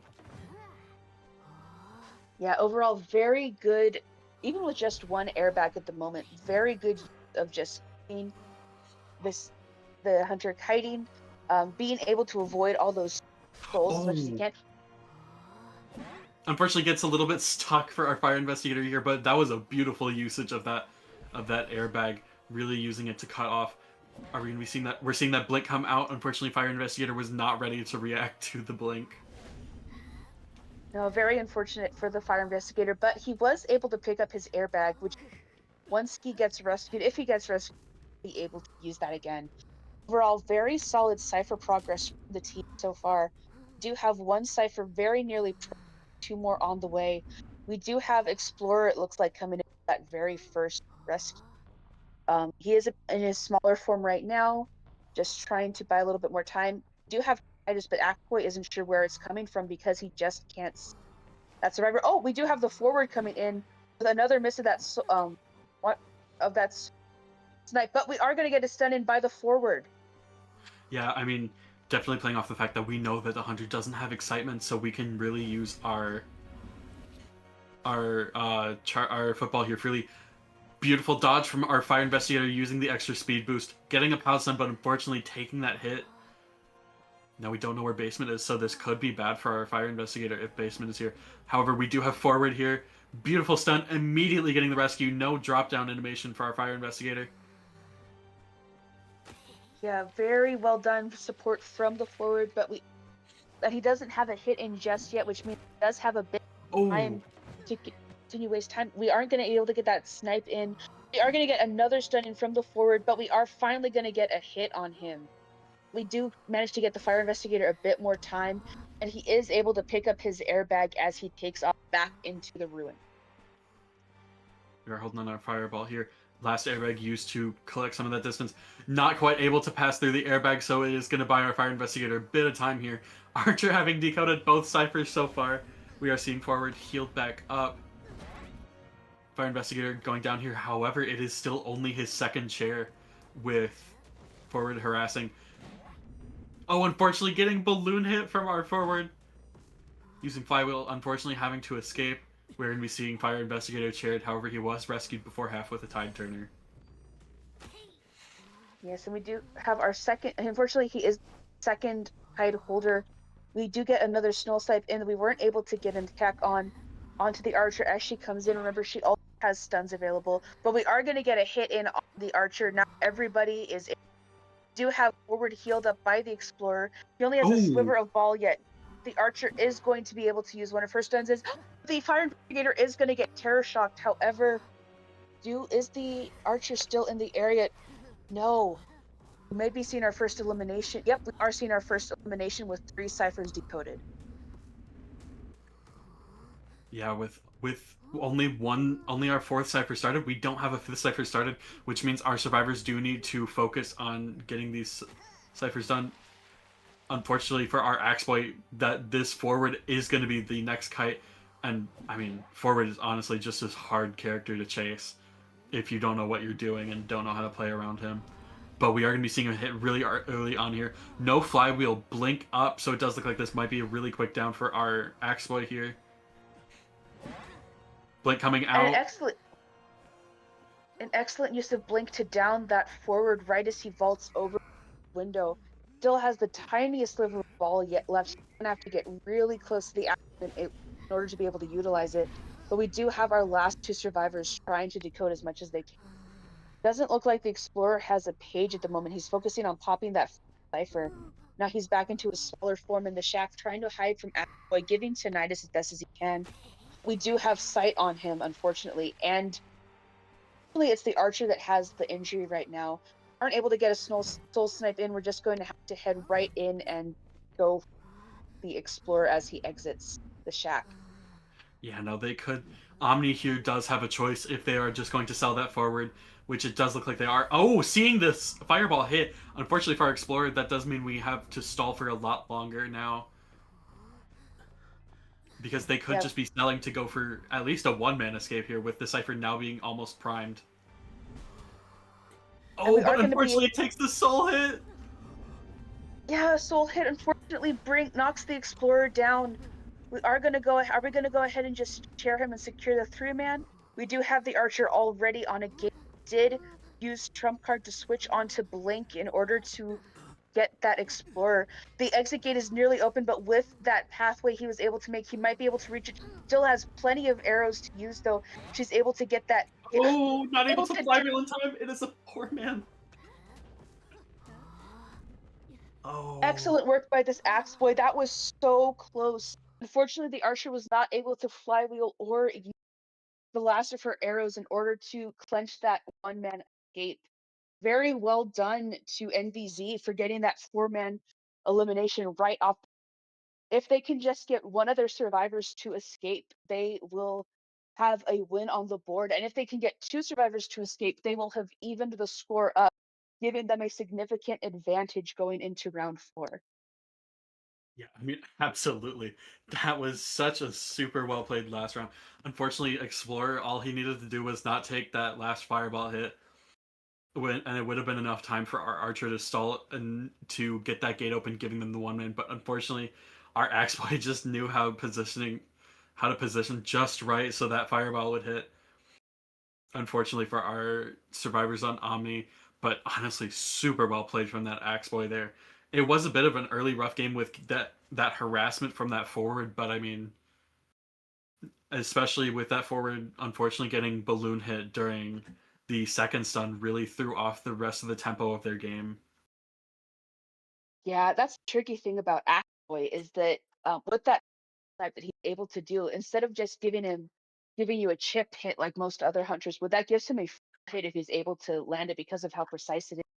And because he was able to land it so effectively on that Explorer twice, he was able to knock him down and keep him down with the Cypher Pop.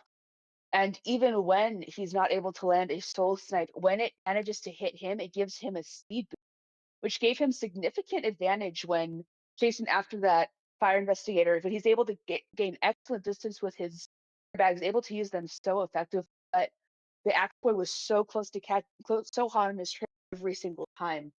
Overall, just a very well played first round from everyone, keeping forward off ciphers as much as possible to focus on. But right when you get down to that last sliver of ball, unfortunately, there's really not much else the forward can do with that decoding debuff. So selling him was their best bet, but unfortunately, because of all those soul snipes and that advantage at the very end, this one just went to the Axe Boy. Yeah, but super well played from both teams. I mean, we saw really impressive gameplay from honestly both sides. That forwards harassment was on point, and I mean, it really shows how intense these games can get and how really down to the wire it comes in the end here. Yeah, really anything can happen. I mean, right at that very end, the archer, it came so close. But it really, the Axe Boy was able to just speed so fast to the point where she couldn't even use. She had plenty of arrows. She'd only really used, I think, one or two. So Mhm. to have all of those left and still not be able to get that final stun in really just goes to show speed can sometimes outlast a survivor, even um, especially even a hitbox, because the Axe Boy had a very wide swing that helped him gain a lot of distance. But going into the second half of round three, Omni will be hunting this time. They have to get a four-man elimination in order to keep this a draw and to hopefully get this to end in 4 rounds if they're able. We Mhm. do have our two of the Fantastic Four banned already, both Ivy and Man, but we do have a new hunter swapped in Pit Stoppers going forward for Yeah, that is true. So we could be seeing fan favorite Dream Witch, definitely a strong survivor or strong hunter if they don't decide to ban her. I mean, I think we all know Pit Stoppers definitely likes to play with the meta when it comes to the characters he picks, but he also does go back to a lot of comfort picks when it comes to characters like that Dream Witch. I mean, unfortunately, Dream Witch is no longer in the meta, but in the right hands, she is a monster to go against. Yeah, Dream Witch is an absolute threat. I know she has sort of fallen off a bit after she got that nerf forever ago, which let people know where her main body was nearby. Mhm. But fortunately, she has slowly made a comeback, especially with players who know her so well. And a map as small as Arms Factory is kind of exactly where she wants to be. She's Yeah, able to control the ground a lot easier. There's not much of a radius that her leeches can escape from. Plenty to work with, just plenty of can turn one corner of the ruins and there'll be another leech right there for you. But we do have our first ban for our hunter. We are banning that archer and mechanic. Just seeing how much of a problem both were when their own survivors were playing up. I can definitely see wanting to get both of those survivors off the board as soon as you can. yeah, and like we were saying earlier, two of Pitt's strongest picks, I mean, being Dream Witch and Opera, both are definitely pit stoppers, comfort picks when it comes to hunters. Taken off the table, these survivors definitely did their research on Pit before coming into this matchup here. Yeah, really no surprises at all. Just wanting to get both of those off the board. But we do have two survivors picked. Like we were been talking about, the dance, a really pick here on Arms Factory. So no surprises. They want to get her locked right away. And that mercenary too. He is a very reliable rescue considered. And finally, since he isn't being banned, we immediately have a spear locked in for NBC, as we have both the acrobat and coordinator banned. Overall, very strong survivors banned for round three. We don't want to deal with them right now, but that does leave us open for a very interesting fourth pick, and we are going to actually lock in the patient. Usually, he's a pick to counter the opera singer, so it's very exciting to get to see him out to play for. Yeah, I mean, we got two really old but still solid survivors with that mercenary and seer. And again, like we mentioned earlier, Dancer being allowed on Arms Factory is insane because she synergizes so well with this map. It's she is such a good support when it comes to Arms Factory. It really is up to how Pitt wants to play around the survivors here. I mean, all are very strong, more than like half of them are able to tank more than 2 hits with that mercenary and seer. Yeah, this is a very strong team right here. This is a team that's going to focus on Cypher Rush for sure, gaining distance from the hunter as fast as they possibly can. Looks like we are avoiding harassers right now. We did have both the archer and coordinator band, which are very fast harassers with not really any decoding debuffs, but the decoding debuff on the mercenary is significant. Not too much that it will affect many things. Patient will. Oh, but we are actually going to lock in a bonbon. All right, it'll be very exciting to see. And he does. He has slowly come into being a round 3 pick more and more frequently because of that buff we were talking about a bit earlier, the bomb and the chairs that he's able to use. He's able to do a lot of damage and has a lot of ground control, especially on a smaller map like Arm. Yeah, I mean, unfortunately, we did see one when we see Bonbon on bigger maps and especially against the teams with harassers, it does get a bit harder, which honestly is probably why we are seeing so many harassers banned when it comes to Bonbon, because those truly are characters that can kill a match for a character like it. But when it comes to Mercenary, that Bonbon is near a direct camping counter to that Mercenary, so definitely a strong pick into the Mercenary. Deals well with the Owl from the Seer being able to just use one bomb to get rid of it. And honestly, the rest is up to how our survivors play against our guard here. But we are heading into round 3, second half. I am Sam, joined by Juliet for our last matchup for LO4. Best of luck to both teams, and thank you so much to Sam. You've been an excellent co-commentator. I think this is the first time we've been able to commentate together across LO Leagues. It's been very exciting to be able to do it for the finals of season 4 of all things. I'm Yes, really it has looking been forward to so getting to. fun. Oh, and we're using the new Yeah, Bonbon cat skin. Absolutely adorable skin. I am so happy that they were doing it up for charity. I mean, it is such a well-made skin overall. But we are heading towards that middle area first. Dancer's trail on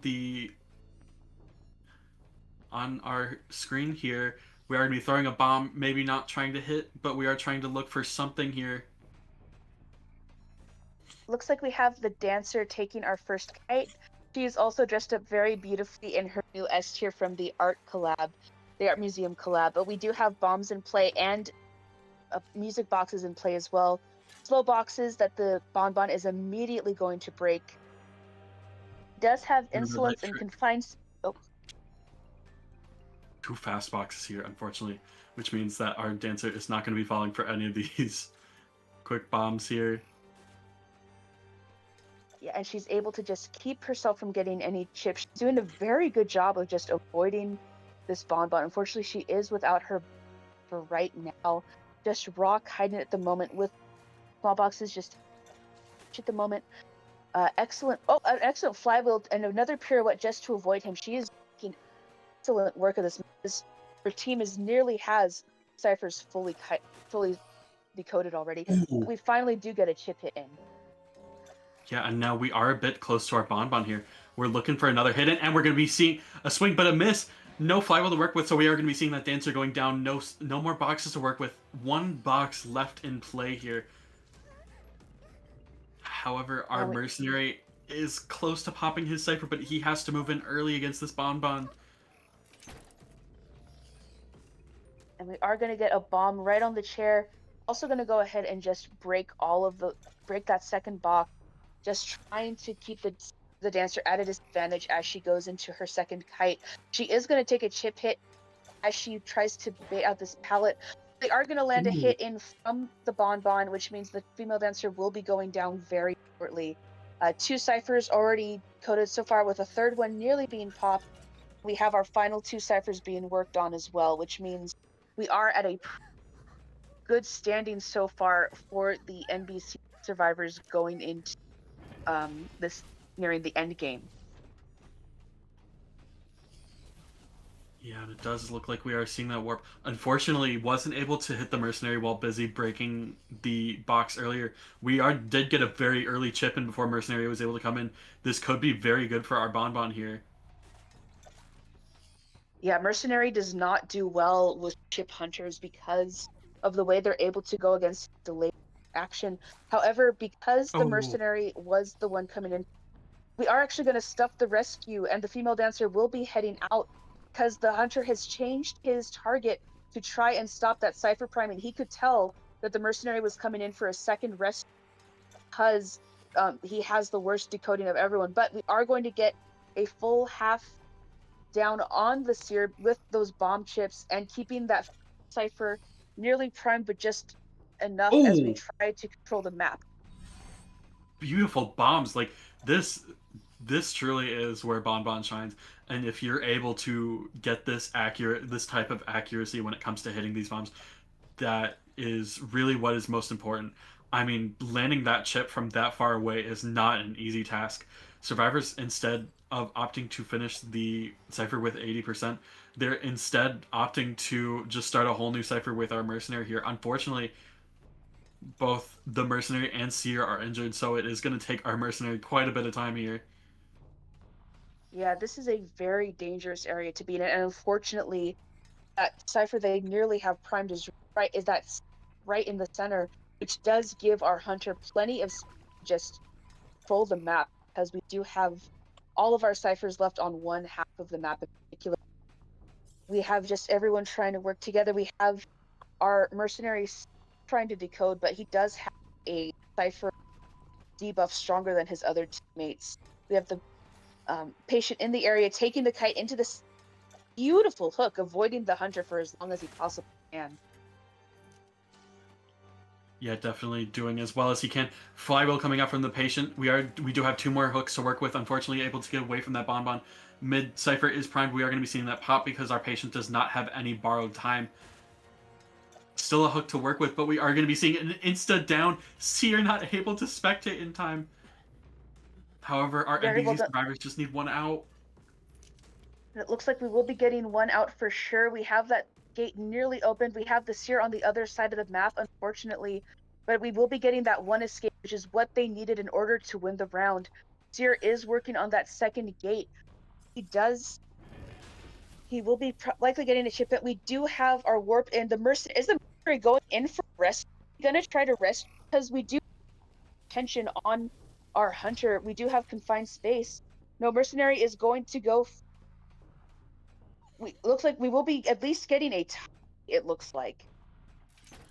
Yeah, I mean, honestly, it was a possibility to go for that three man just to get the lead and the points. And I mean, in the end, whichever team gets the most points, if the rounds are drawn out, means that that team will take the win with even just the most minimal point lead.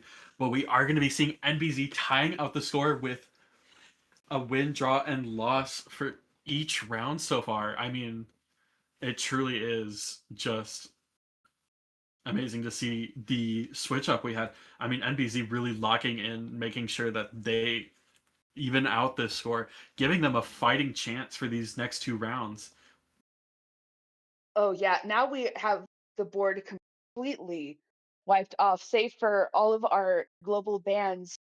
With that 7-2 round win for NBC, we are now completely tied in terms of round wins and point wins, which means these next two rounds will decide every. It's overall we have a lot coming up, and we are actually going to be taking a break very. Again, thank you so much, Sam, for commentating for our final match of LO4. It has been an absolute treat to be able to commentate with you today. Uh, your insights have been fantastic, and this tournament is always just so much fun, and I back here every time. Yeah. But on that note, we are going to be taking our short break here, about 10 minutes, 15 minutes. We are going to be having Velvet and Mima commentating next, so please show them all your love as we head into our last 2 rounds of LO League 4. On Antiquarian. Oh, we are going to get that 100 corruption. Looking for a second scare as Coordinator, and seemingly doesn't need to be using the gun just yet. 3 stacks here for this Enchantress to use, but that hundreds especially.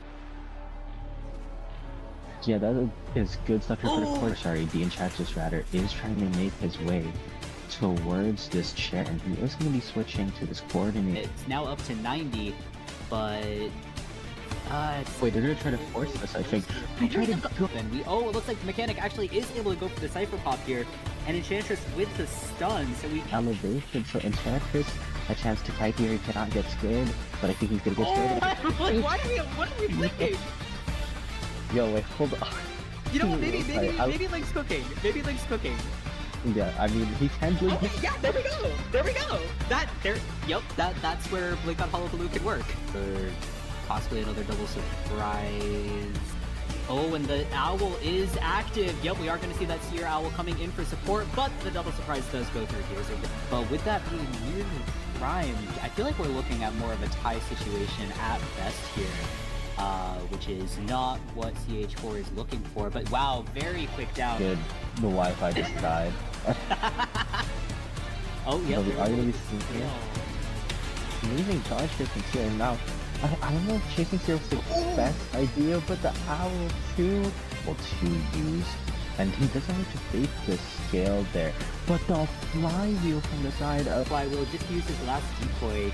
Oh wait, Seer with the owl support.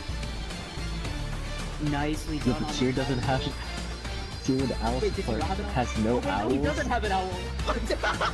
He was just watching. Has options here to either try and go for the dungeon here, but they're gonna be able to make it to this pallet as well.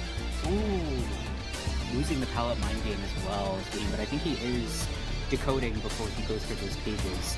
And a terror shock on the He's been so good at. However, he is going to be seeing where this explorer is. So the question is, can he get the rescue? But unfortunately, that's a little risky. yeah. And now he's actually going to get dashed right through. And since explorers also already had chain assist, I don't really think the rescue is very possible here because he is going to be immediately taking the hit, but dash is very much available, but just a TP, and he's going to be able to get that down on the prison. Yeah, and it would have been better if Prisoner had died during final deduction. Well, but what could have been maybe better there is Escapologist not vaulting in front of the Hunter, so unfortunately this may just be a 4K Prisoner but now this chip is going to be very important, but unfortunately missed there, and I think he's going to be able to get 100 unless he misses, which is exactly what happens. we do still have one heal bow, and one of the crossbows left to use. And we're going to see Warp as well. Archer stuck in a corner here looking for the flywheel, but unfortunately not able to get it off, and he will be going down very early on. Freddy does have chip damage available. Does seem like he's not going to get it just yet here. Now, the supplying is going to be important, but Journalist did not realize his chip got healed a while ago. But seemingly does seem as if the doctor. Journalist is already injured after that bomb. I think that was just a single bomb connected, and oh my god, amazing stuff here from Link. He is just one more short of a bomb here, and seemingly unable to get the pulling off that damage that he took. And I feel like that is the strong part about Doctor, is that you can't really pressure her unless you fully down, and that is kind of something that we are seeing right now as Doctor all for the side of NBZ. They're gonna be able to open the gate and actually the dungeon as well. Wow. Gonna get the dungeon. Have the gift on the way to go and infect her. Meanwhile, the main body is camping the chair, keeping that lucky guy at bay. It has returned to the main body, and we are going to try and just mind game this chair. Will we be able to get a rescue because the Yeah, this free rescue. Oh, never mind. A wonderful teleportation from We are Ivy. going to continue and try to hunt down that magician who is on the steps of the factory. We are going to teleport right there, and we're going to down the magician with that despite his decoy. So we will be getting. She is trying to control the cipher with the Yifnir, but no full presence. I doubt this Enchantress will go down. Flywheel used as well. A blink used from the Ivy gets the Enchantress down. Now they actually don't have enough ciphers. First off is trying to pop the cipher. He should be able to. There isn't full presence yet. He can just take a hit. But will he get full? Yes, he will. And the pocket watch gets wasted just like that. And now Cipher popped. Took him a bit longer to get up Ivy. We do have the gate open at do have the Enchantress trying to do her best. She is corrupted currently, but she was able to get a 3-stack hit on the Shadow. Unfortunately, looks like we are going to teleport Umbrella in the area. Inside the factory, we are back to the White Guard. Puppeteer is chasing out. We are going to try and land a charge. Fortunately, like I said before, White Guard does have an unfortunate hitbox. We are going to use an excellent switches to the puppet. We are going to do an expertly landed pallet stun in order to try and, but we are going to switch to Guard and use a bell. We do have that. Use his puppet, and you basically have to hit the puppet twice to down him again. We are going to see the first officer using Pocket Watch early, but Wu-Chen seems to cut him on, and was he able to siphon him? I think he did. That's why first officer was just rotating away. He is now trying to approach the chair, but yeah, unfortunately he wasn't able to get the rescue before half. A lucky guy being up here, just you can't really get him. But Wu-Chen teleports upwards, and a charge attack doesn't get him. Forced to fly out of Lucky Guy, trying to bait him, and he does get the hit on Lucky Guy. They're off while we force the Lucky Guy to self-heal, siphoning off that first officer as he second watch. We are going to use another blink and successfully hit him, so he will be going down. Enchantress has rescued the first officer. He has been rescued before half this time, fortunately, so that we are looking at a potential 3-man end game as well. Oh! Gun use. As the Lucky Guy escapes, we do have rescue the first officer, which might actually be the case. However, if he continues this chase on this Enchantress, might be able to use Blink, but a flywheel prediction, well done from Shield. He does have a few seconds left to survival, but he is going to manage. Aren't going to be able to get a fall on him, but we are taking him back to the shoreline where the opportunity is in. And we are going to land a hit before. But she is basically just running away from the Cypher. She has a gun, so she should be able to. Oh, actually, just barely hit her. The officer at 0%. We have Coordinator on the way to help assist with decoding, or at least an exit gate ready. Please, Gravekeeper has been able to. The Coordinator forces Cypher popping, but no Cyphers are on the gate yet, and it's gonna be a long way for them to get it happen. We don't have anyone opening the gate just yet, which means Fire Investigator will have a lot of hiding to do in order to try to get that dungeon escape. Opera Singer has detention still for another 8 seconds. There is no way he's going to be able to rescue the Coordinator from here. In fact, he will be going down very quickly. He's still trapped on shore, but the next double surprise is here already, and a double bomb already gets a flywheel, and he keeps being on the flame area.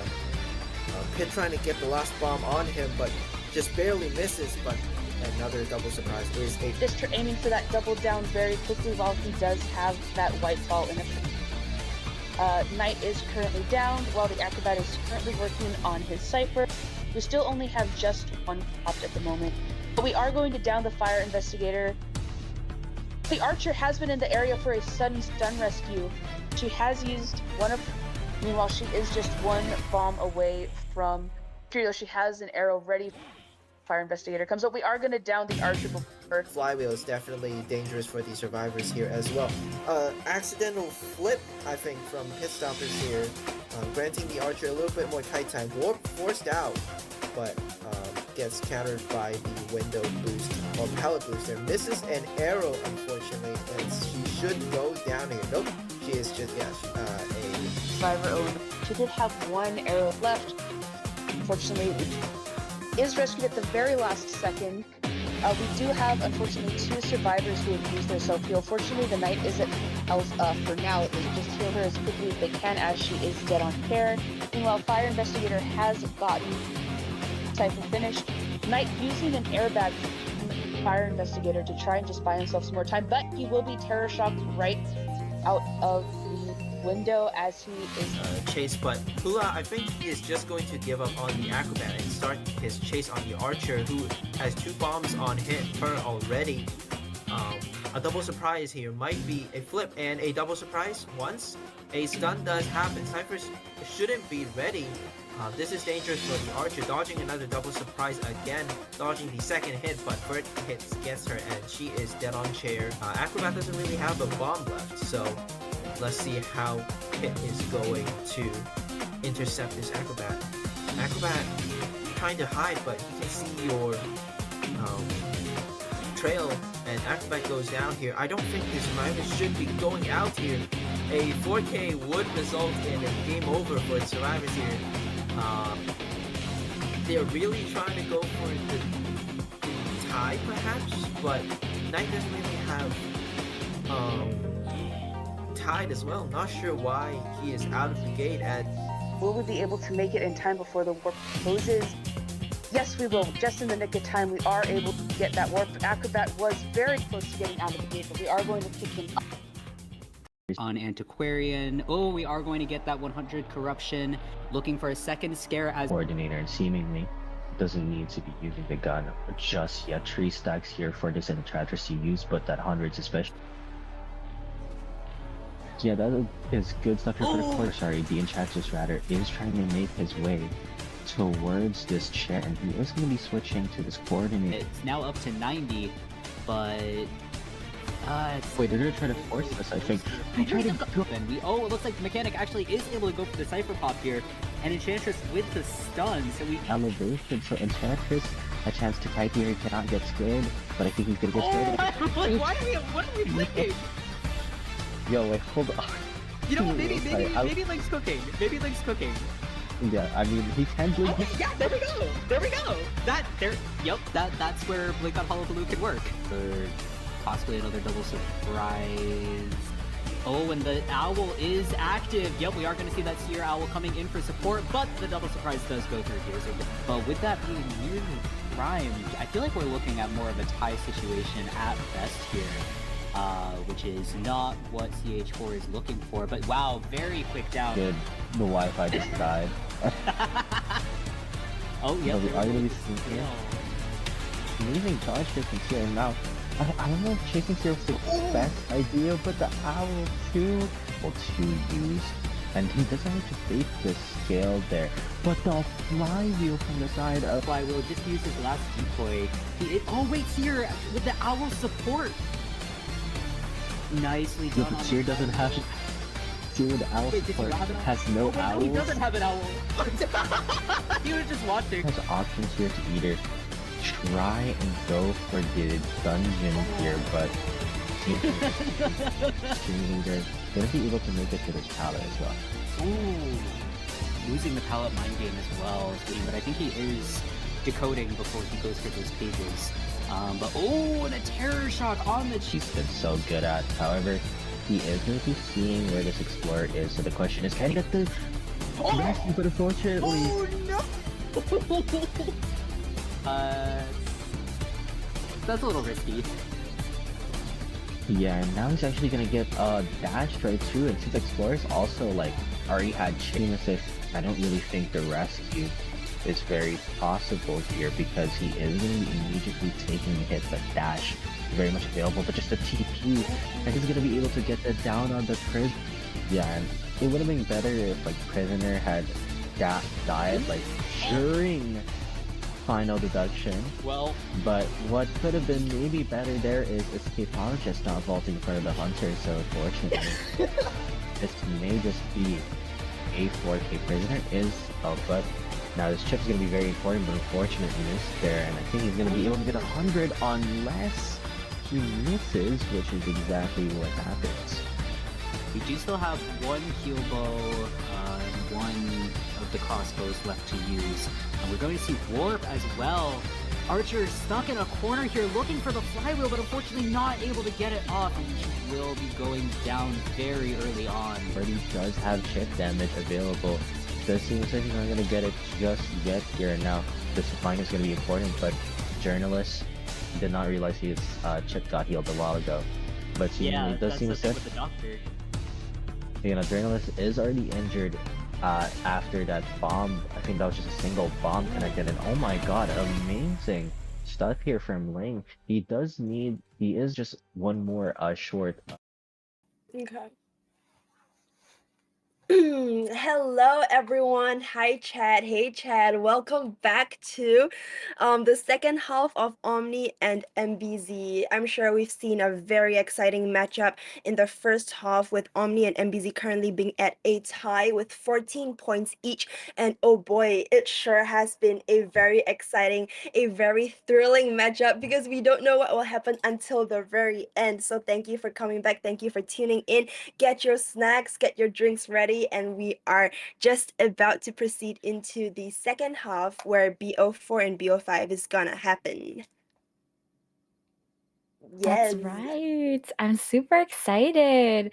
Thank you for joining me, Velvet. I think this is our first time commentating together, and I was literally so hyped for Yes. it.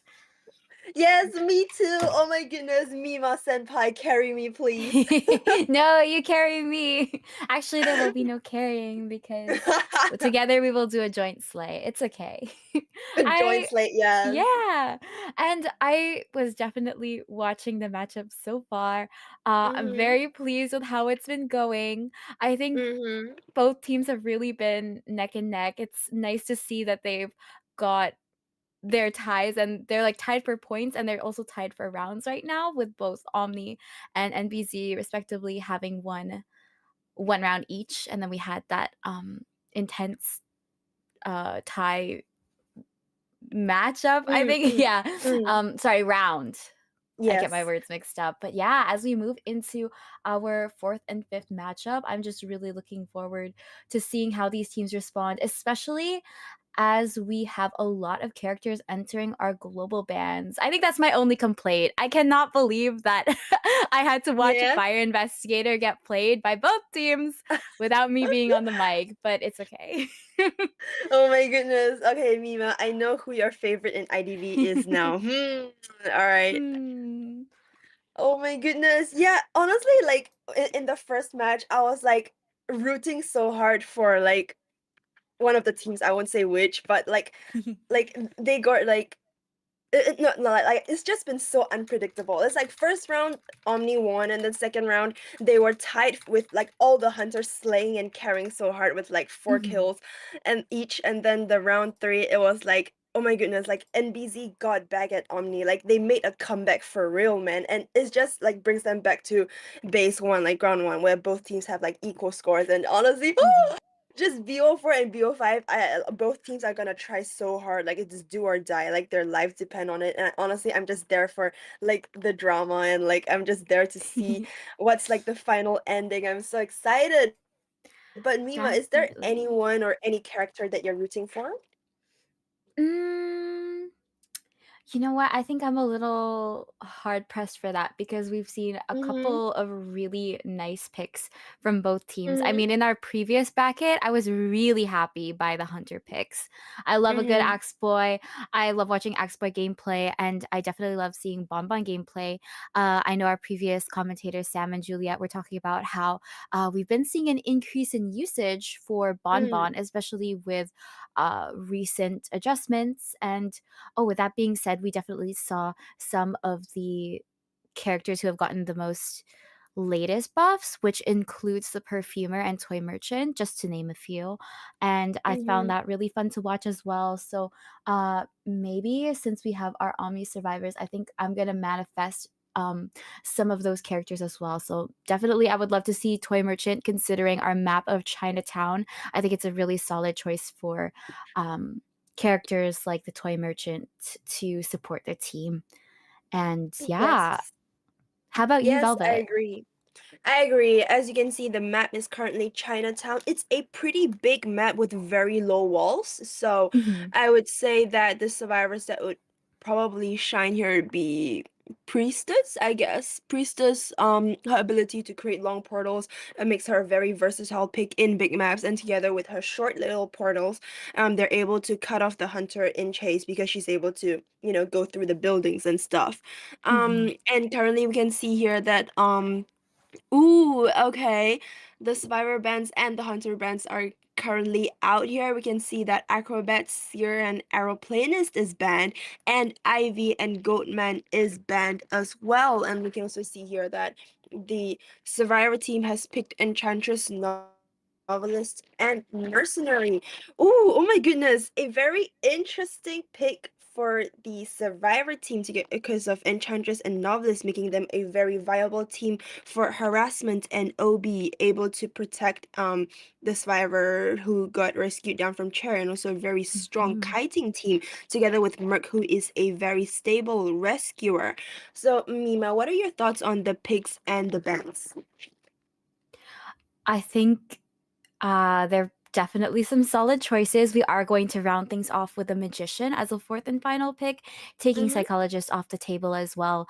Uh, Definitely a good call to ban the psychologist here because I Mm-hmm. think the team's biggest weakness here is definitely their sort of healing. While they can provide lots of support, if you're Mm-hmm. really in the action, you're definitely going to want to be able to be healed. But Mercenary and Enchantress, respectively, do have a little bit of slower healing compared to other survivors. And Enchantress, especially, definitely gets in on the action, especially with her recent adjustment. Even with that starter curse, you are able Mm-hmm. to stun the hunter even in passing to support your teammates. That is, if you aren't first chase yourself. And even with the magician, you do have those decoys to work with. Uh, I think it makes for tricky rescues as well. You have a mercenary who can really tank such solid hits. Oh, and we are going to go ahead and have our hunter lock in, and it does look like we are going to be having geisha. Geisha in Chinatown. Honestly, this is like Hmm. a really emotional moment if you know the lore. Because I think Chinatown is Geisha's hometown, is it? Wait, or was it I Ever think it's Sleeping? ever sleeping. Oh Yeah. shit! Oops. No I'm sorry. worries. My bad. My bad. I take that back. But anyways, Geisha as game wise speaking, she is very viable in Chinatown because of the low walls that makes Hmm. her able to use her dash to the survivors very easily. And as well, since Chinatown is a very big map, she is also a hunter with a lot of mobility and movement speed, movement skills that would be able to allow her to gain a distance on the survivors.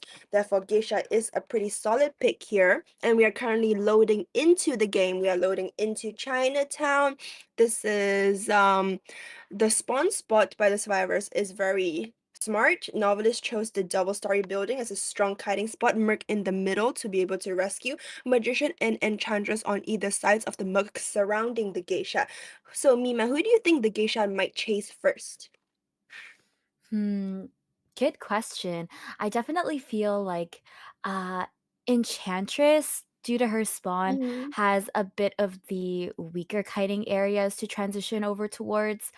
Mm-hmm. Magician in the, I think it's the Lion Pagoda.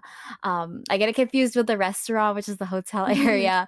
Um, but yeah, there's lots to work with there, regardless of the potential basement spawn. So we might be seeing an enchantress first chase just to get that stun out of the way, and of course to maybe force her into a kiting area that might be a little less optimal, or one with a lot of resources you want to deplete fast. But we are heading into the first half of round one. This is our Mm-hmm. NPC hunter up against our Omni survivors. My name is Mima and I'm with Velvet for commentary. Good luck to both teams. Good luck to both teams. We can currently see the geisha going for the Enchantress. You are right, Mima. Her first chase is indeed Enchantress, and we can see Enchantress transitioning into the double story building. Will she take a hit here, or will she use her one stun? Okay, she used it, and then Geisha Geisha is breaking this palette here for future uses, and Enchantress is transitioning to the stairs. Choose to drop down. Geisha is placing her butterfly, gets in the first hit. A very good first hit from the Geisha here. We can see the blink cooldown is still 20 seconds, so will Enchantress be able to last out and force Geisha to use her blink? Ooh. Very good mind game there by the Geisha and the Enchantress. Enchantress used a stun, vaulting the window here.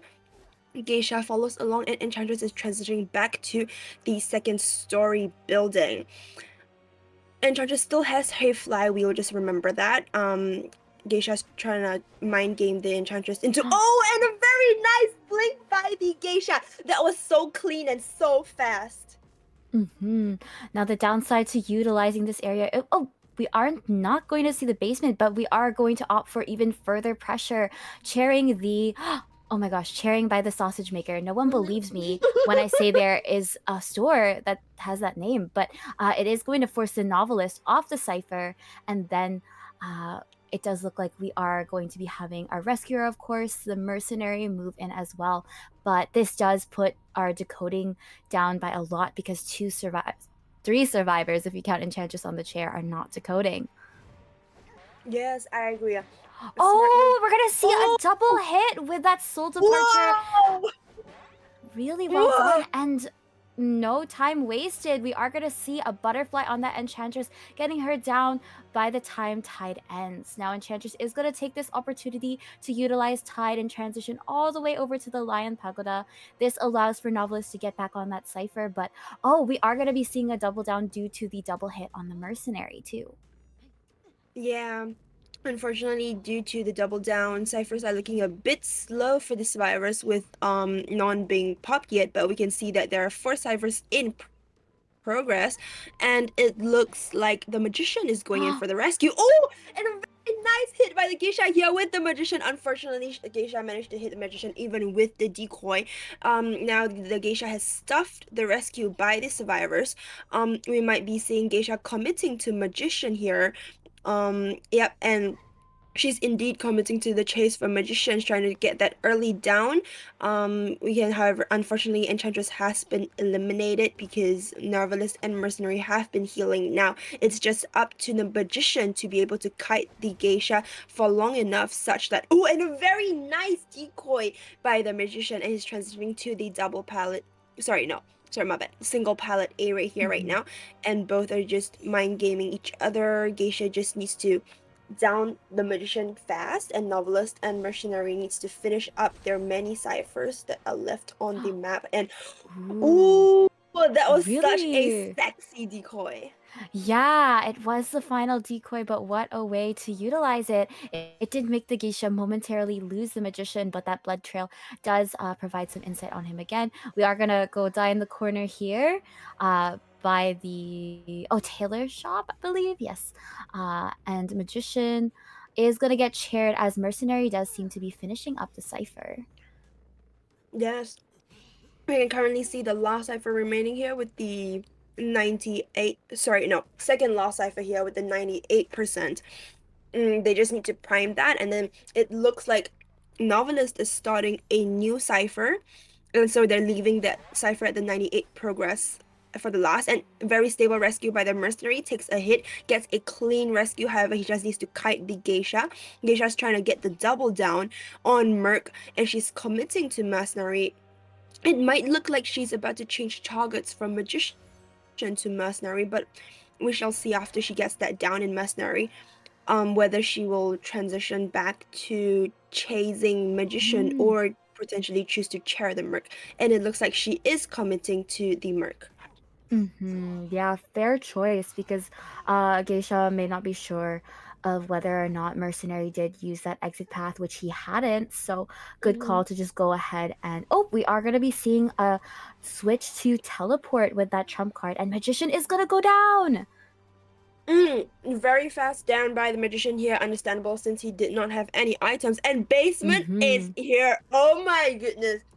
Unfortunately, very unlucky for the survivor team. Basement was where the cipher was being decoded, and it looks like the survivors do need to go for the basement rescue to ensure a at the very least a draw scenario. However, it looks like Novelist is going in for the rescue and Mercenary is starting a new cipher. Oh my Oh, goodness! Another beautiful soul departure hit. This does, with the fall animation, cancel out the attack recovery. But we're going to see. Ooh, Novelist not quite get the rescue, so Magician is about to get sent back to the manor. And oh, unfortunately, Novelist is not quite able to fully, well, slightly make it out of basement, but is going to go down. Now, Mercenary is not close by. So Geisha is gonna go ahead and look for that mercenary. He did go ahead and popped the previously primed cipher, so there really just is the restaurant cipher left. yes. Looks like Geisha is about to find the mercenary. She sees the mercenary. Oh, wait, she does not see the mercenary. However, he's trying to find him with tinnitus. Novelist used out his self heal. He's going back to ensure the down for Novelist.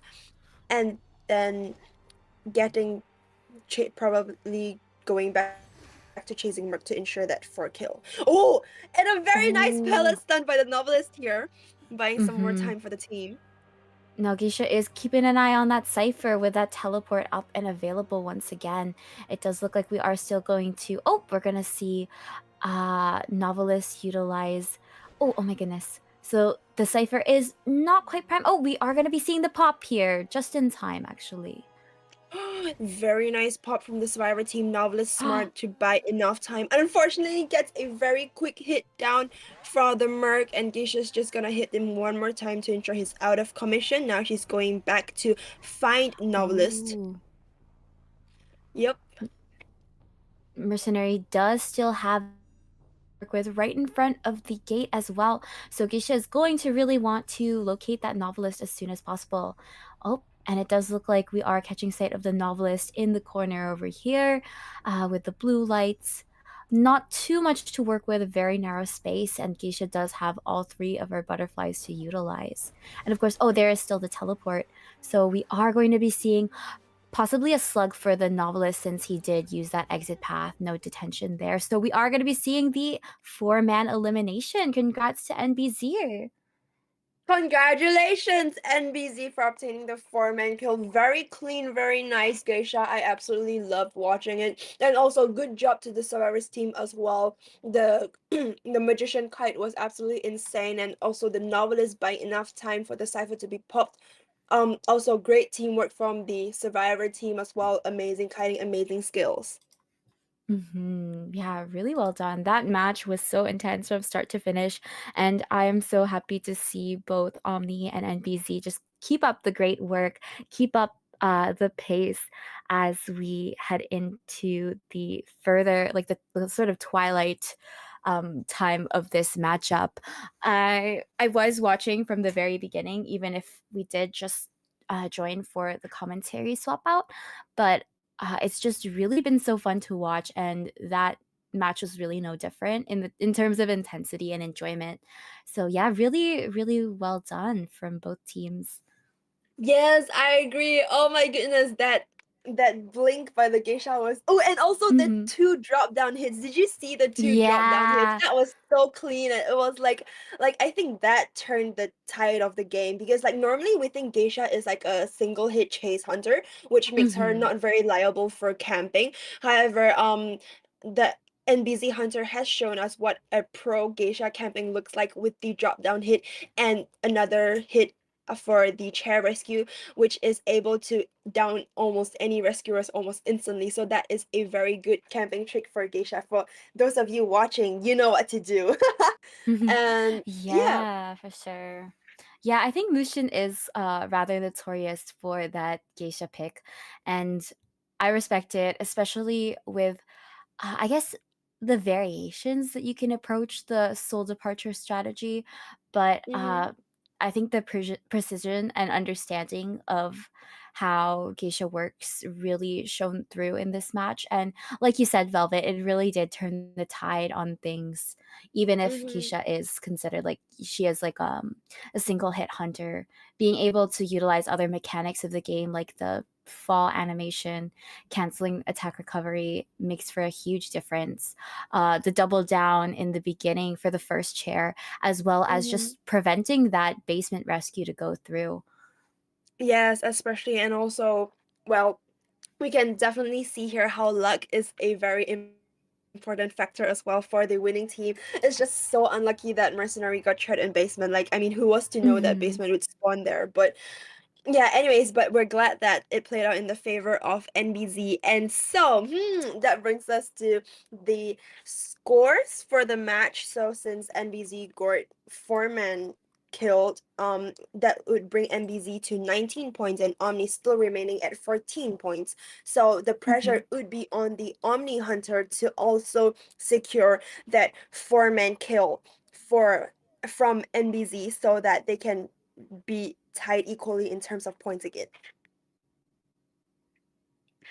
Definitely. I'm really looking forward to seeing how this goes. I want to do an early Mm-hmm. manifestation, Velvet, and I want to Yeah. say that I hope that we see um another niche hunter pick. I really think that um I think we're gonna Mm-hmm. have pit stoppers hunting next. I really want to see those kind of comfortable hunter Mm-hmm. mains shine through, and Mm. hopefully characters that are kind of like a little bit off meta or like past the current meta at the moment.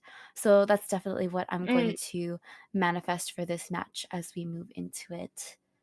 Yes, I agree. Like honestly, Geisha is such a it is such a non-meta pick, but I'm so glad that I was able to see it together with Mima. She's Mhm. just not very commonly seen in the competition scene now, but except for I think was it Dongxuan who used Geisha in COA, was it? Mhm. Um anyways, yeah, it's just yeah, I also hope to see more comfort picks from the hunter, but it's most likely that we will be able to see Pitstopper play his comfort pick for the hunter as is currently BO4. The stakes are very high at the moment, and hunters with their comfort picks would be, less stressed to be able to perform well and get that potentially, hopefully, get that 4K as well. Because I do want to be seeing like a very exciting all stakes on the table VO5 match. Mhm.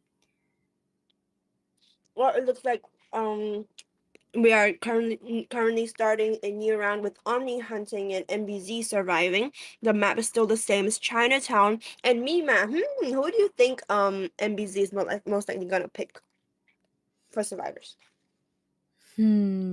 Honestly, I would not be surprised if they actually didn't opt for a rescuer this time around. I think some Mm. of their other team compositions, they've been Yep. really I think they've been really versatile and utilizing characters who um aren't necessarily categorized as rescuers, but um provide still provide like a decent support and um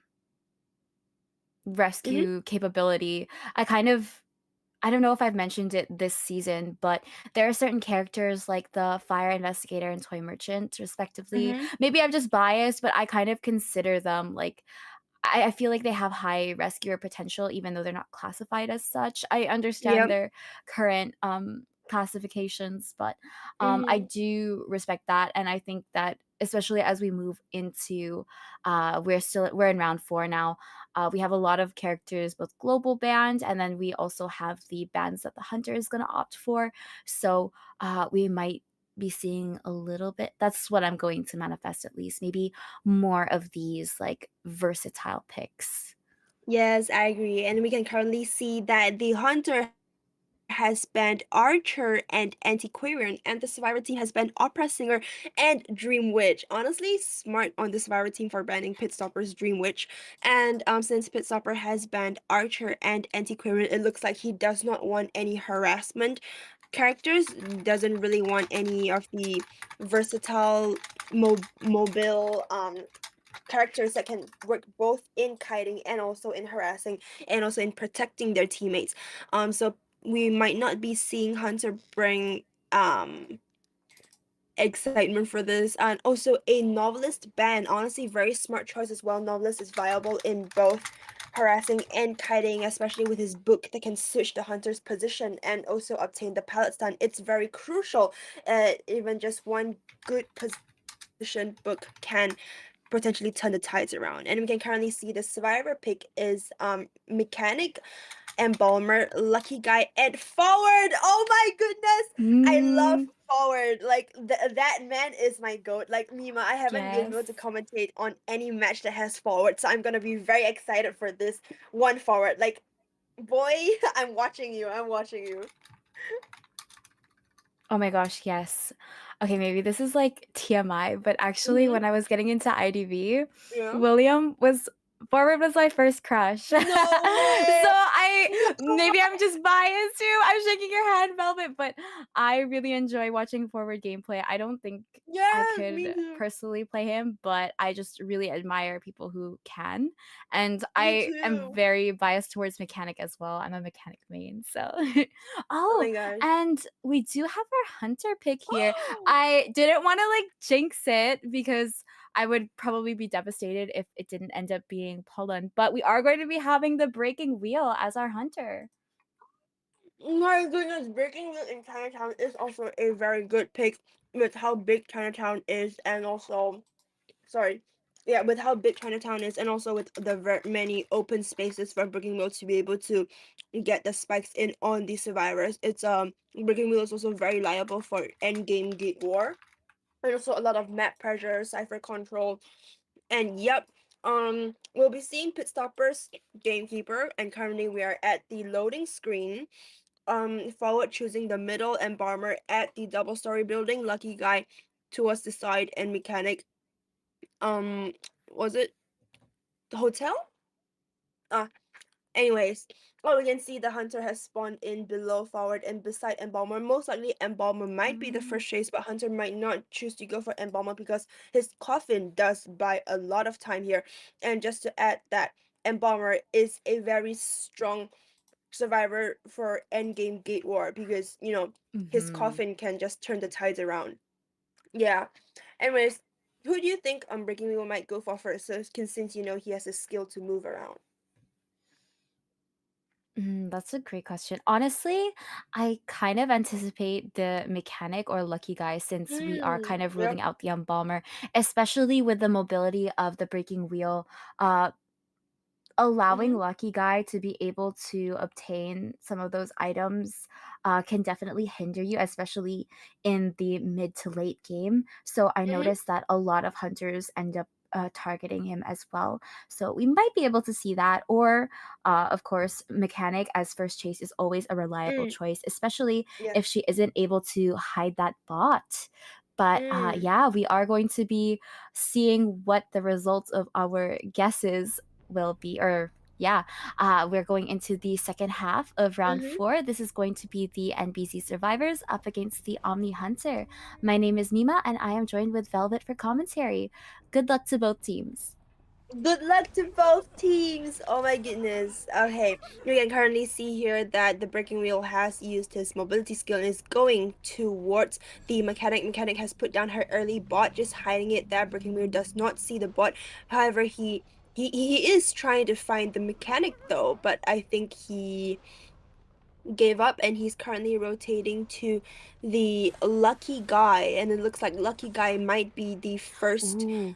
Ooh, gets in a spike there, very good spike, and Lucky Guy has just juked the breaking wheel, and also, ooh, okay, another spike there. Yep, it looks like Breaking Wheel's gonna try to get two Oh. spikes in before transitioning to his human form, and Lucky Guy has a football, which he has used to transition to outside the building.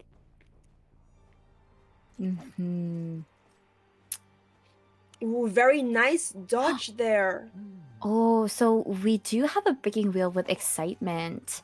Now that we see, yeah, we are going to see the breaking wheel kind of switch targets momentarily. Oh, no, we're gonna commit to the forward, it seems. After getting those spikes on Lucky Guy, he did utilize both of his items, the Euphoria and Football from his Lucky package. But oh, it does look like Breaking Wheel is looking for a new target. Lucky Guy still hasn't taken off those spikes, but we're returning to the Scholar Tree here. And once again, catching sight of that Lucky Guy, oh, the trap allows for the Lucky Guy to get stalled and is going to go down now. Our Breaking Wheel isn't quite going to pick up and instead go to get a hit on that forward or spike on the forward. Yes, it's just up to whether the forward knows that he has the excitement and Oh, nice fire! No!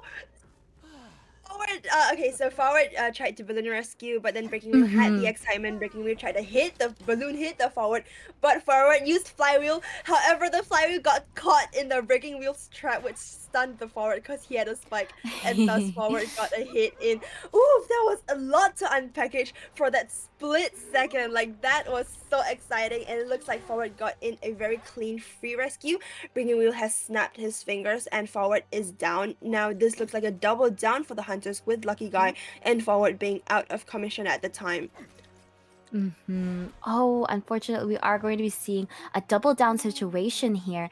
Lucky Guy getting a hit on, or getting hit, and we are going to be seeing Lucky Guy get chaired. There is no basement here over at the Lion Pagoda, but Mechanic has since then, I think, moved the bot to rescue or to heal that forward. Yep. Mechanic is a very strong character here since it's basically like having two survivors on the map. And we can currently see Mechanic multitasking with healing the forward and her Ooh, going oh my for the goodness. rescue. Very clean rescue here by the Mechanic. No! Oh! Oh, No! excellent Unfortunately. flywheel, but gonna get hit through that pallet. Mechanic opted to not body block, and it does look like our Lucky Guy is going to be getting sent back to the manor. Now, forward has been healed up by the Mechanic stall, and Mechanic is gonna go ahead and try and get those spikes off, but our Breaking Wheel is looking for his next target, and it does seem to be the Mechanic.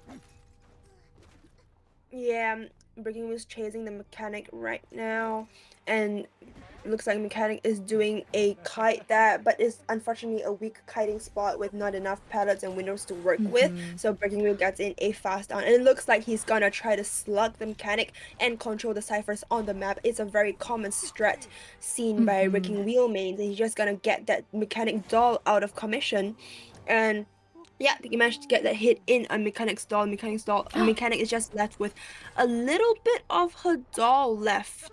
And Breaking Wheels again changing target back to trying to find the embalmer or the forward. Just trying to play it slow, just whittle down the survivor's health and their items, and he manages to find the forward. Then it's just up to the forward to kite their Breaking Wheel here. Oh, we're gonna see the forward get 2 spikes in. Now, Breaking Wheel did also opt for a trump card switch to Peepers, putting it down on the cipher to keep track of the survivors decoding, as well as hindering it, kind of hiding it up there. Oh, but our next target is going to be that Embalmer who does flywheel the, oh, beautiful pallet stun. Yes, very good pallet stun by the Embalmer. However, Embalmer is stuck with nowhere to go. Breaking Wheel has snapped his fingers and Embalmer takes 0.25 damage.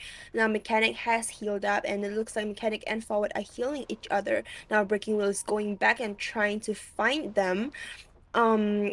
It's a very common strat for Breaking Wheel mains when there's one survivor killed to just slug and not chair anyone, to just, play the game slow. Oh my goodness. And it looks like he has found... No, Mechanic has... Mechanic has... Oh, it's a very nice flywheel by the Mechanic there. Yeah, really well played to utilize the leverage that the basement stairs gives. It allowed for Mechanic to avoid the spike and then flywheeling out of basement. Really great stuff. But the Breaking Wheel is gonna opt to go back to the tailor shop cipher, adding another peeper, and it does look like we are going to be seeing a forward get chased now. Yep. It looks like if Breaking Wheel has given up on forward.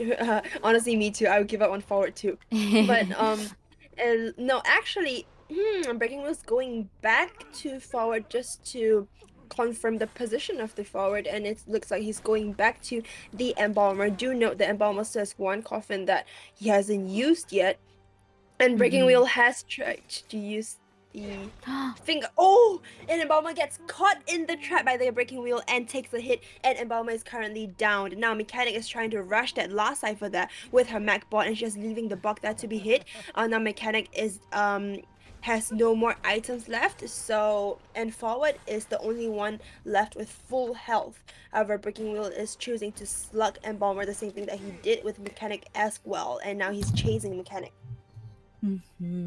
Yeah, unfortunately, putting that bot out there for a sacrifice to buy time does give away her location, but the breaking wheel is going to instead opt to go back to that forward.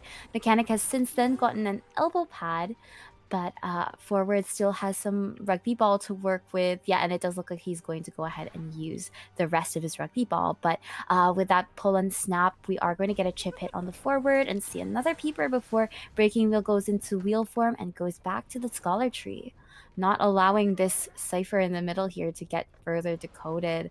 We are going to return once again to forward, who isn't quite able to dismantle that peeper. So we are going to see another spike on this forward. Wasn't able to pop that flywheel. Oh my goodness! The flywheel did not connect with that hit, so forward is gonna go down.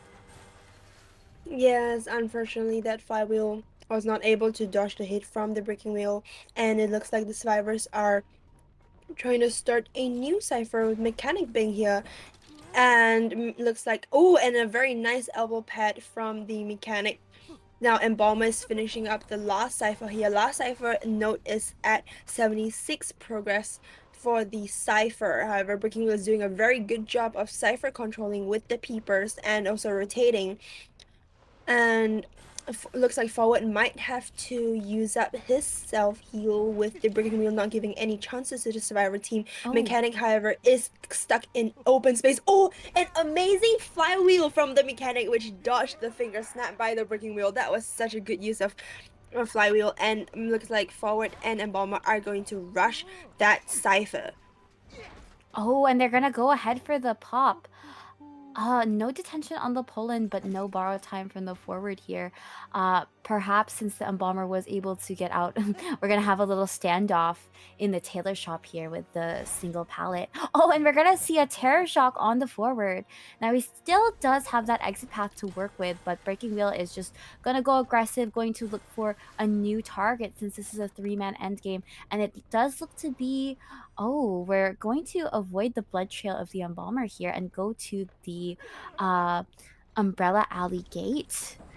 There is some tinnitus, but Breaking Wheel hasn't caught sight of the Mechanic yet, instead opting to peeper the gate, as Embalmer has a solid over half decoding on the other gate. Yes, Ooh. Breaking Wheel's going to the gate that Embalmer is decoding, and Embalmer manages to get the gate open just in time. Now remember, Embalmer still has one coffin to work with, and Embalmer has used his coffin. However, will Embalmer be able to get out? Oh, Embalmer has managed to get out of the exit gate, which means there's only Forward and Mechanic left. Now Mechanic is decoding the other gate, but oh, and Forward used his self-heal. Now it's up to Forward to make it to the gate that Embalmer has decoded. Will Forward be able to make it? Oh my goodness. Oh, beautiful flywheel from the forward here, but we are gonna see a snap from that forward. Mechanic did since escape, and forward is gonna opt to surrender here. Really, really intense match from start to finish, and we're going to end off with a tie. Yes. Oh my goodness. Good job to both teams. Both teams have worked so hard and fought so hard for that tie. With Pitstoppers breaking Willow just doing a great job at slugging the survivors and also doing map control, cipher control, and also the survivor team for playing it slow, healing up each other, and also decoding the ciphers just slowly. And it honestly been a battle of patience for both sides. And with that, we're that match ended on a draw with 2 men killed and 2 survivors escaped, which brings the point system to Omni from 14 to 16 points and NBZ from 19 to 21 points. Yeah, congratulations. I'm super looking forward to seeing how we continue here, especially with NBC in the point lead here. Yes, honestly, 16 to 21 points is a pretty tough it's a pretty tough scoring system to catch up with. Omni will have Mm-hmm. to ensure that they get a four-man kill in BO5, and Omni survivors also have to make sure that they get a four-man escape in order to just make the scores even for Omni and MBZ. What do you think? But that's for later, Mimo. What do you think of this match? Like, honestly, that that 1 second, like at the very start of the match, like the first down with Lucky Mm-hmm. Guy and forward, like that was like the peak moment for me. Like so many things happened in that one moment. Oh my gosh, you're absolutely right. No, it was so funny too, or not funny, but it was like, wow, like most of the cast here is here because we had the mechanic and her doll in that area as well. So Mm-hmm. honestly, it was really exciting to see everyone kind of get in on the action and seeing how the NBC survivors helped each other out there. Um, yeah, even if mechanic didn't end up going for the first rescue, there was still um really great usage of the bot to be able to pick up the forward, the multitasking to be able to also full health heal the forward while mechanic went in for that second rescue as well. And I think for me, what was really intense was seeing the Cypher War in the later half of the game. Oh I think yes. the switch to peepers was just really effective. I find that it can definitely be more effective, especially when you have such a mobile hunter like the breaking wheel, to Mhm. be able to pressure the survivors and also pressure more than one cipher. Because if you switch to abnormal, you still have a greater cooldown, especially compared to peepers, and you can only use it on one cipher at a time.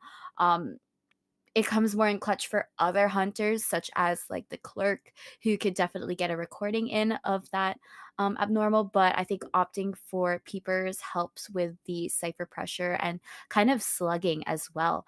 But regardless of that aggressive Poland gameplay, we did see NBZ really respond to that with keeping the hunter on their toes at all times, especially towards the end. I felt like when the embalmer got he escaped and there was only two survivors left, it was such a decisive moment when forward Yes. decided to pick himself up because it's like, oh, it's either me or you.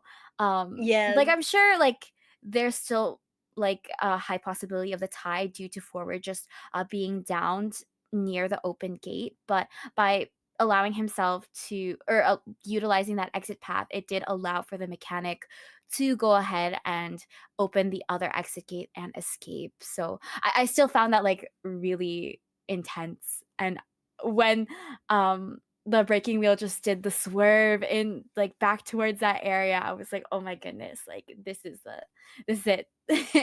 So yeah, I just really loved how intense that match was from start to finish. And I think both factions really gave it their all. So yeah, I'm really impressed.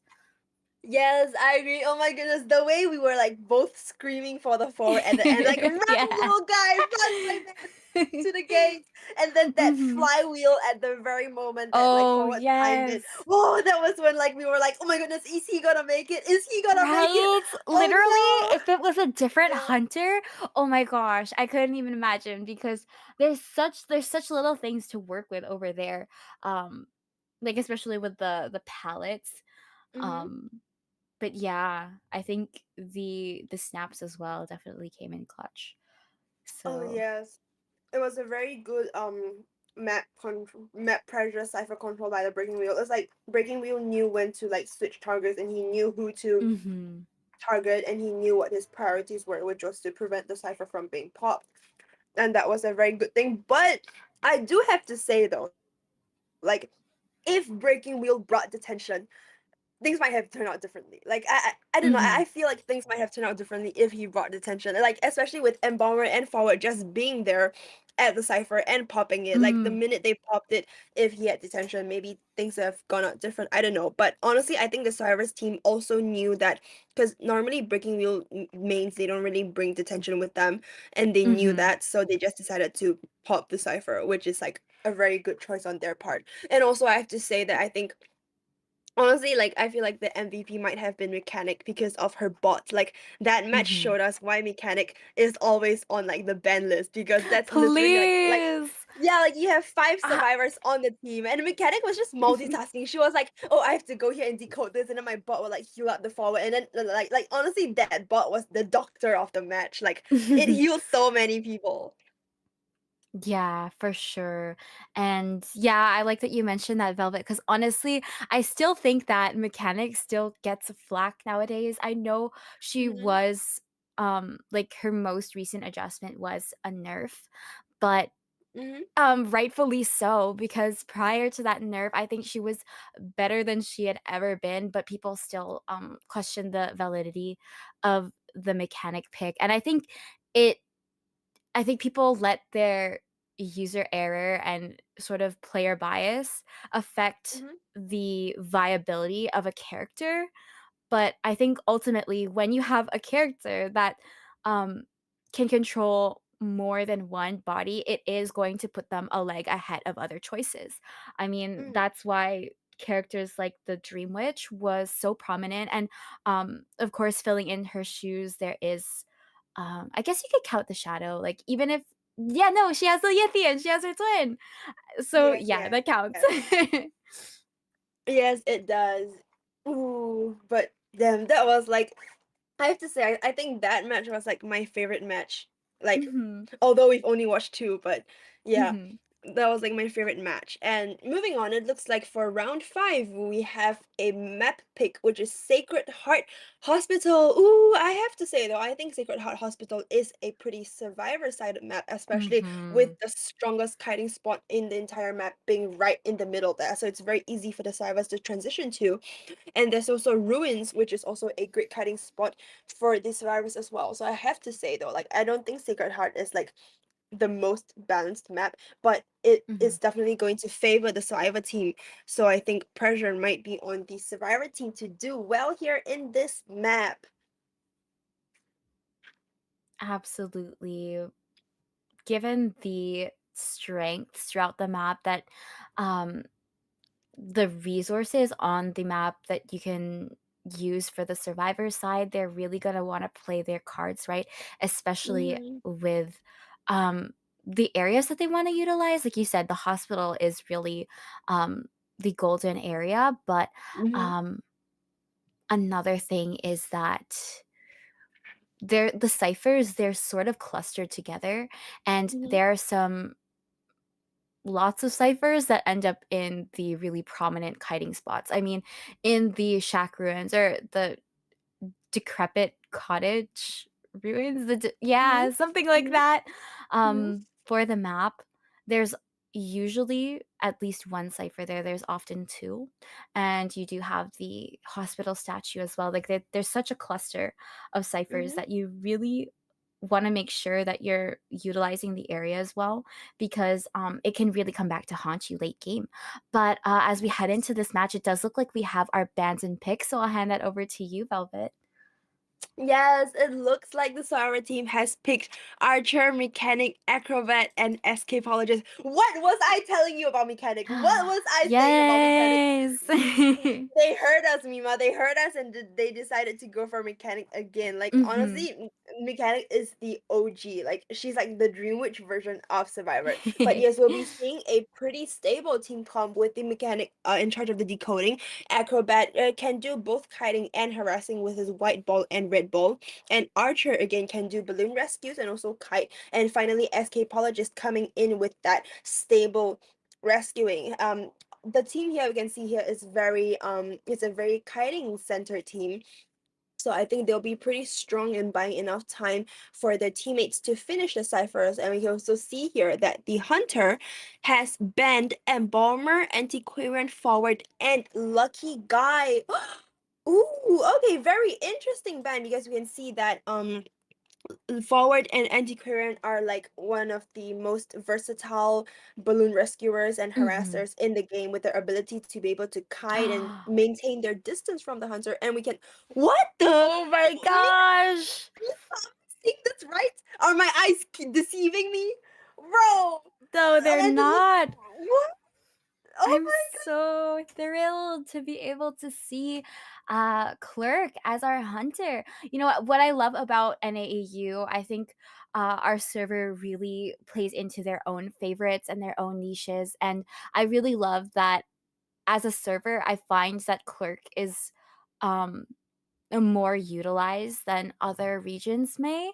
And I think we'll really get to see why in this match. I love watching Clerk gameplay, and considering the intensity of the previous match, we can definitely expect to see maybe some prolonged work by both of the factions. I mean, we are Oh my entering round goodness. 5 here. All like we have to go all in. The stakes are so high, and I think that um with both of these choices for both factions, we're really in for something interesting. Yes. Oh my goodness. Ooh. Wait, Mia, Mhm. wait, did you know that? Wait, I think only Lan knows, but did you know that Mhm. I got an S badge for Cook in Asia server? Like, I Oh am my that coordinator. gosh, Yes, you so are so golden, Velvet. You know what? I'm not surprised, but I'm so yeah, happy for like you that you get to commentate with yeah, Click gameplay. I'm like so excited to see your insight on this as we oh head into this no. match. Oh my gosh, this spawn selection is very interesting, but I can Yes, definitely see why we might want to have that mechanic over there, especially given yes. the area for kiting as well as decoding. But we are going to be having uh, the first half of round 5. Oh my goodness. And we are going to be seeing, I believe it is going to be Omni hunting first and then NBC surviving. Good luck to both teams. Good luck to both teams. And we can currently see the Kirk going towards the hospital. She has seen escapologist. Escapologist, and looks like she is trying to get the speed boost from Hunt. Escapologist used his cage. She's trying to predict where she's going, and she predicted correctly. Now it Ooh. looks like, oh, unfortunately, that charge attack did not hit. Church charge attack is a little bit short, and she's doing cipher control whilst chasing escapologist. Now the thing here is that there's not really a lot of palette, and ooh, amazing flywheel there, and ooh, she gets in a hit on the escapologist. Yeah, that was a really great usage of the window vaulting to prevent escapologists from taking that vault. We did see 2 hits on the escapologist, yeah, because of the first trait that he has. He can tank one of those hits. Oh, and we're gonna see a terror shock. Whoa! My goodness. Okay, that was an amazing hit in from the clerk. Now she's just Mm-hmm. going to chair the escapologist at the statues, and then whilst clerk is has the escapologist chaired, she's gonna do some cipher control, which makes it even harder for the survivors to decode because oh my goodness, Kirk's cipher control is annoying. Looks like Mm-hmm. escapologist has used his skill to change his chair closer to the hospital for a rebound kite, hopefully, when he gets rescued. And Oh. seems seems like the Mm-hmm. archer is no, sorry. Yeah, the archer is going in for that rescue. Oh. Oh, no, it's like a double rescue. Ooh, an amazing stable rescue from the acrobat. Used his whoa, okay, an amazing harassment from the archer, just ensuring the escapologist is able to transition to the strong kiting spot here. Do note that Clerk still has a blink, and looks like a very nice pellet stun from the escapologist, but Kirk brought 3 stacks of rage probably, so the Mm-hmm. stun was not as long as intended, and oh, and oh my god.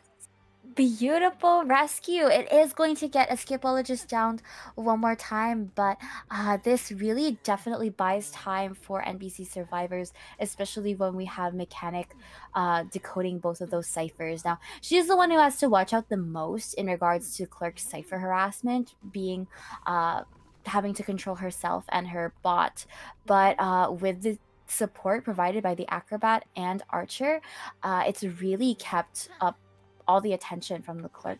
Oh, and it looks like our mechanic is moving in as well, but our archer is the one fast approaching the. Oh, no, mechanic is gonna go for the chair. Yes, and looks like our mechanic is multitasking again. And Archer has managed to shoot that arrow. And oh my goodness, another pallet stun from the mechanic. And mechanic is just body blocking by enough time for the escapologist. We might be seeing Clerk change targets instead because that Oh. hospital is a very strong kiting spot. Because the Mhm. Clerk chasing Archer, however, she might get stunned soon. But that is a very tight kiting spot for the Archer.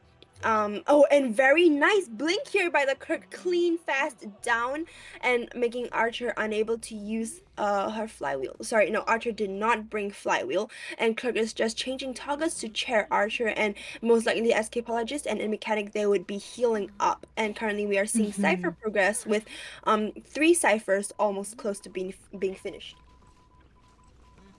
Now, although we don't have any more of Escapologist items to use, we do still have Tide as an option, though they're going to want to be careful of revealing the Escapologist again for the Hunter since he is dead on chair. I guess knowing this, Acrobat is going to go in for the rescue once more and is going to go ahead and bomb his way over to the rescue. Archer is able to make it out and Clerk is going to focus on her. She has one more arrow to use and it doesn't quite land. Oh, we're gonna have a little pallet war over here at the birdcage, and Archer is gonna go down. That was a very clean reverse recording by the Clerk. It was very nice. And that manages to get down the Archer, and it looks like the Acrobat is healing up with the. Oh, sorry. Yeah, with the escapologist. Sorry, no, with the mechanic. Mechanic. And yes, and it looks like Acrobat might be going in for the rescue again. Mechanic is decoding in front of the Hunter though, with her bot and escapologist working on the remaining last 2 ciphers. Clerk, however, is burned by the Acrobat's red ball, so she will not be able to use her skills, and it's just up to and a very clean rescue from the Acrobat, full health rescue, and a very nice body block. Oh, we're gonna see the Clerk get on the cipher. Are we going to see? Oh yeah, we're gonna see a reverse on the decoding here, and Clerk is going to change her attention over towards the mechanic at the cipher. Oh, the progress has significantly been reduced, but Clerk is going to continue pressuring the rest of the survivors, opting to go for that Acrobat and Archer, double checking on the cipher as well. Ooh, and going to further decline that progress. Yes, it looks like Clerk is committing to mechanic as she does not have any items left. And very nice pallet mind game there by the mechanic. Very nice flywheel there. Clerk now Clerk's priority has changed from eliminating survivors to just preventing and ensuring that the last cipher is not popped. And it looks like Mechanic is buying a lot of time for the team, enabling her teammates to be able to heal up. And finally, Mechanic has been downed by the Clerk. Now the Clerk is just going to chair the Mechanic, and it looks like the survivors are starting a new cipher. Definitely a solid strategy, especially in this situation. Acrobat, Archer, and Escapologist were able to get to full health, and it does look like we have our Acrobat here with giving off the tinnitus. Oh, we're gonna switch to abnormal. Yes, we're currently at the last cipher war there by the Clerk, and it looks like they're going in for a double rescue whilst the Acrobat is decoding. No, sorry, the Mechanic's doll is decoding the last cipher there. In a clean rescue by the escapologist gets in that rescue, and Acrobat is again pressurizing the Clerk. And okay, very nice hit by the Mechanic. Unfortunately, has tied, so she would still be able to move around on the map there. And Clerk is just leaving the Mechanic and committing to the. Ooh. Sorry, no, getting a hit in on the Acrobat. There's currently 2 ciphers on the map being decoded, which is honestly pressurizing the Clerk to make a choice between one of the 2 ciphers to control. Yeah, incredibly intense. Despite getting the mechanics doll down, Clerk is going to have to avoid picking up the mechanic who has gone to the other side of the map. We're going to see some red light tricks, but unfortunately, we are going to be seeing Clerk get stunned by that pallet. Really good patience here. Archer is going to get a recording. Oh, and is going to continue to. Oh, okay, it was just a cipher check, but yeah. Oh, we're going to see Acrobat support our escapologist here who is dead on chair. We're going to see a flywheel, but not quite connecting. Acrobat is going to go down. Yes, Acrobat is down and she's Oh. chairing near the last cipher being decoded, And it's almost. forcing Archer. Forcing, Yeah. yeah. Oh my Forcing god. Archer And to change to another cipher. oh my But god, no, no, she's Archer still is here. forcing it. Oh my god. Oh my god. We do have abnormal to work with now. Yep, we're going to see that abnormal and recording, but escapologist is going to go ahead and get that rescue on the acrobat. Mechanic has returned to that hospital statue cipher that her bot was previously opening up. We did see pit stoppers use a recording to abnormal recording to reduce the progress there significantly, and of course, with all of these injuries, that cowardly trait is in max effect for the mechanic. It is going to be a slow process to decode for her. But Clerk is going to continue to pay attention to the main entrance cipher due to most of the team being here and, of course, having it more progress. Yes, again, we can see the Acrobat body blocking the pallet there, just buying more time for the mechanic to decode. And it looks like she is committing to the Acrobat, just going to chase him down. Do note that I think Escapologist is on his last chair, Mechanic, Archer, and Acrobat separately on their first chairs. Wait, no, I don't think Archer has been chaired yet. Mechanic and Acrobat No, on she their has. first. It's okay. Oh, she has. Oh, okay, sorry. Yeah. No, it's okay. You can tell by the color under the survivor names. Oh, Like they're red. Yeah. Oh, I they're see. gonna Yes. have a standoff. Oh, they're gonna push for it. Mechanic does not have borrowed time, so yep, we're gonna go for a cipher pop. And of course, since we switched to abnormal, Clerk is gonna manually have to move to the main entrance. Yes. Oh, if the pressure is really on the clock there to at least be able to get two down, but the survivors are doing a very stable kite there. Cluck's power spike is actually during Kate War, so we will see how that goes. And a very nice flywheel from the acrobat unfortunately vaults the window slow and therefore gets a hit in. Looks like the gate has been decoded, fully decoded and open. The front gate, and it looks like Oh my goodness. the survivor team might be planning to wait out detention to get a 4-man, but we will see how that goes. Oh my goodness. So Archer is going to be in the hospital, really fast approaching that chair. We are going to be seeing a rescue in on the acrobat, who is going to be dead on chair. Oh, we're not quite going to see a hit on the survivors yet. But It Oh my looks like goodness. Acrobat is going to make his way to the gate. No, actually, he's just gonna dance around the pallet here by the together with the clerk. And Oh my goodness. Oh my goodness. our clerk has brought max range persona, so she does recover quite fast from the stun, not buying enough time for the acrobat to be able to run to the exit gate. However, there is just only 10 seconds left until detention. Sorry, no, 15 Oh my seconds goodness. left until the detention ends. Will acrobat be able to crawl out of the gate? No! Unfortunately, it has been a 3-man escape for the survivors, but good job for the clerk to be able to obtain a 1-man elimination. Ooh, that last part! Wow, that pallet stun, Mima. Oh my goodness. Yeah, oh my goodness. It definitely bought a lot of time. And you know what?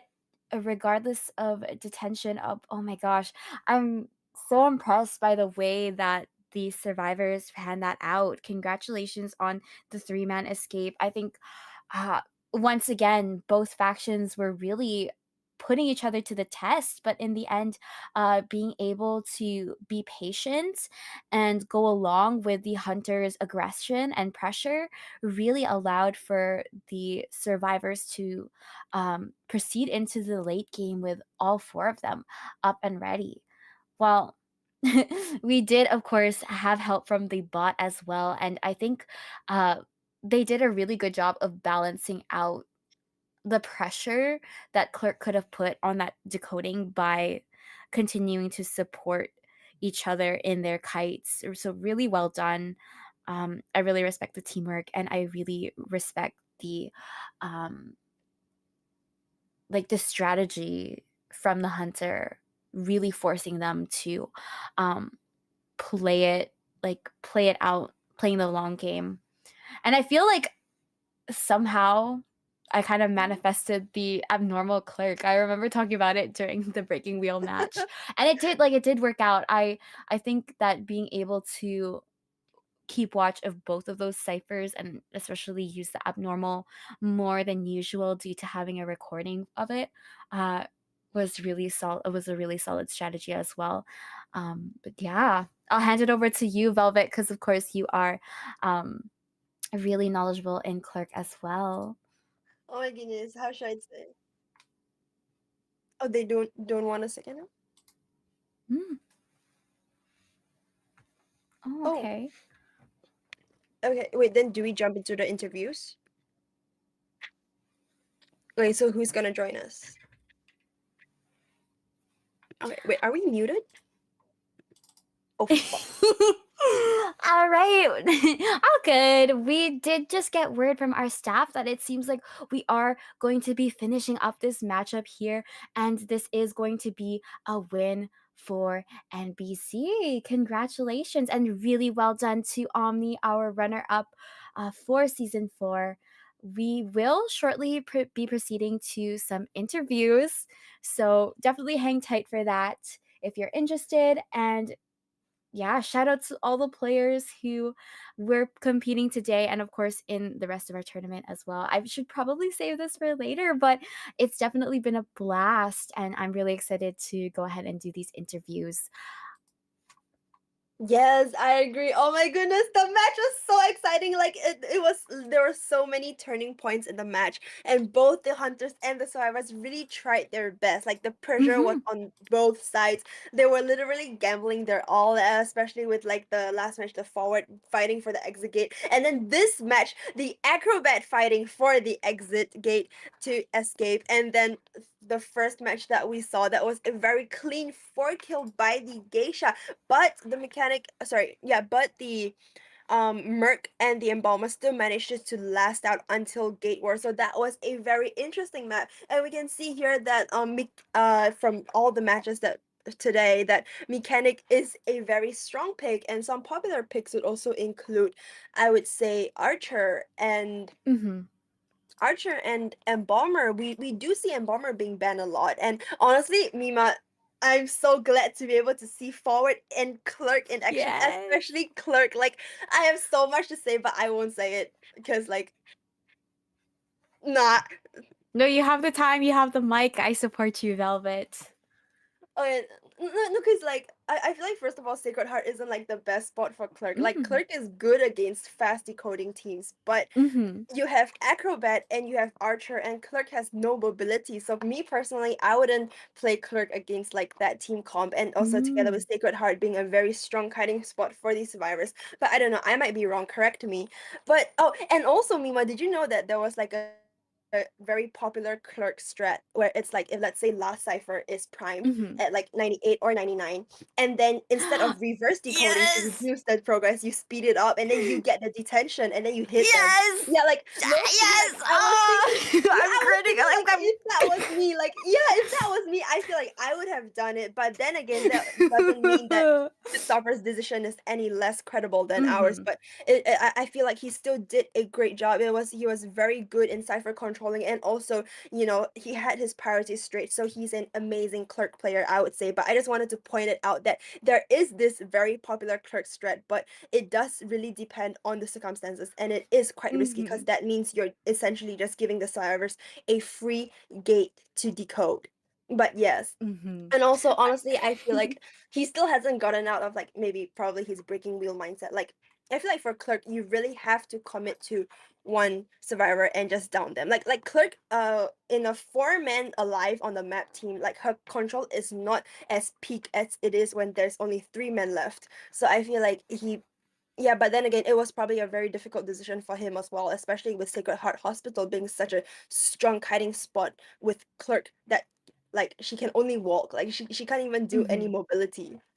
But yes, that was No, just my that's take on it. so yeah, that's so fair. Especially in the late game, I feel like um the downside of opting for the abnormal strat is Mm, unfortunately you aren't able to switch to teleport or warp in the late game, mhm, which can provide for some mobility. Um, but yeah, oh my gosh. I was literally clenching my fist when you started talking about that because like I'm a mechanic mate. I think I mentioned mhm. it earlier, but like literally so many people get mad at me because of clerk matches because um either like you can't push the cipher because you're mechanic with a max cowardly debuff or or you end up getting the cipher popped on you and everyone is like, why would you do that? And it's like, no, it wasn't me. But Yeah, yeah.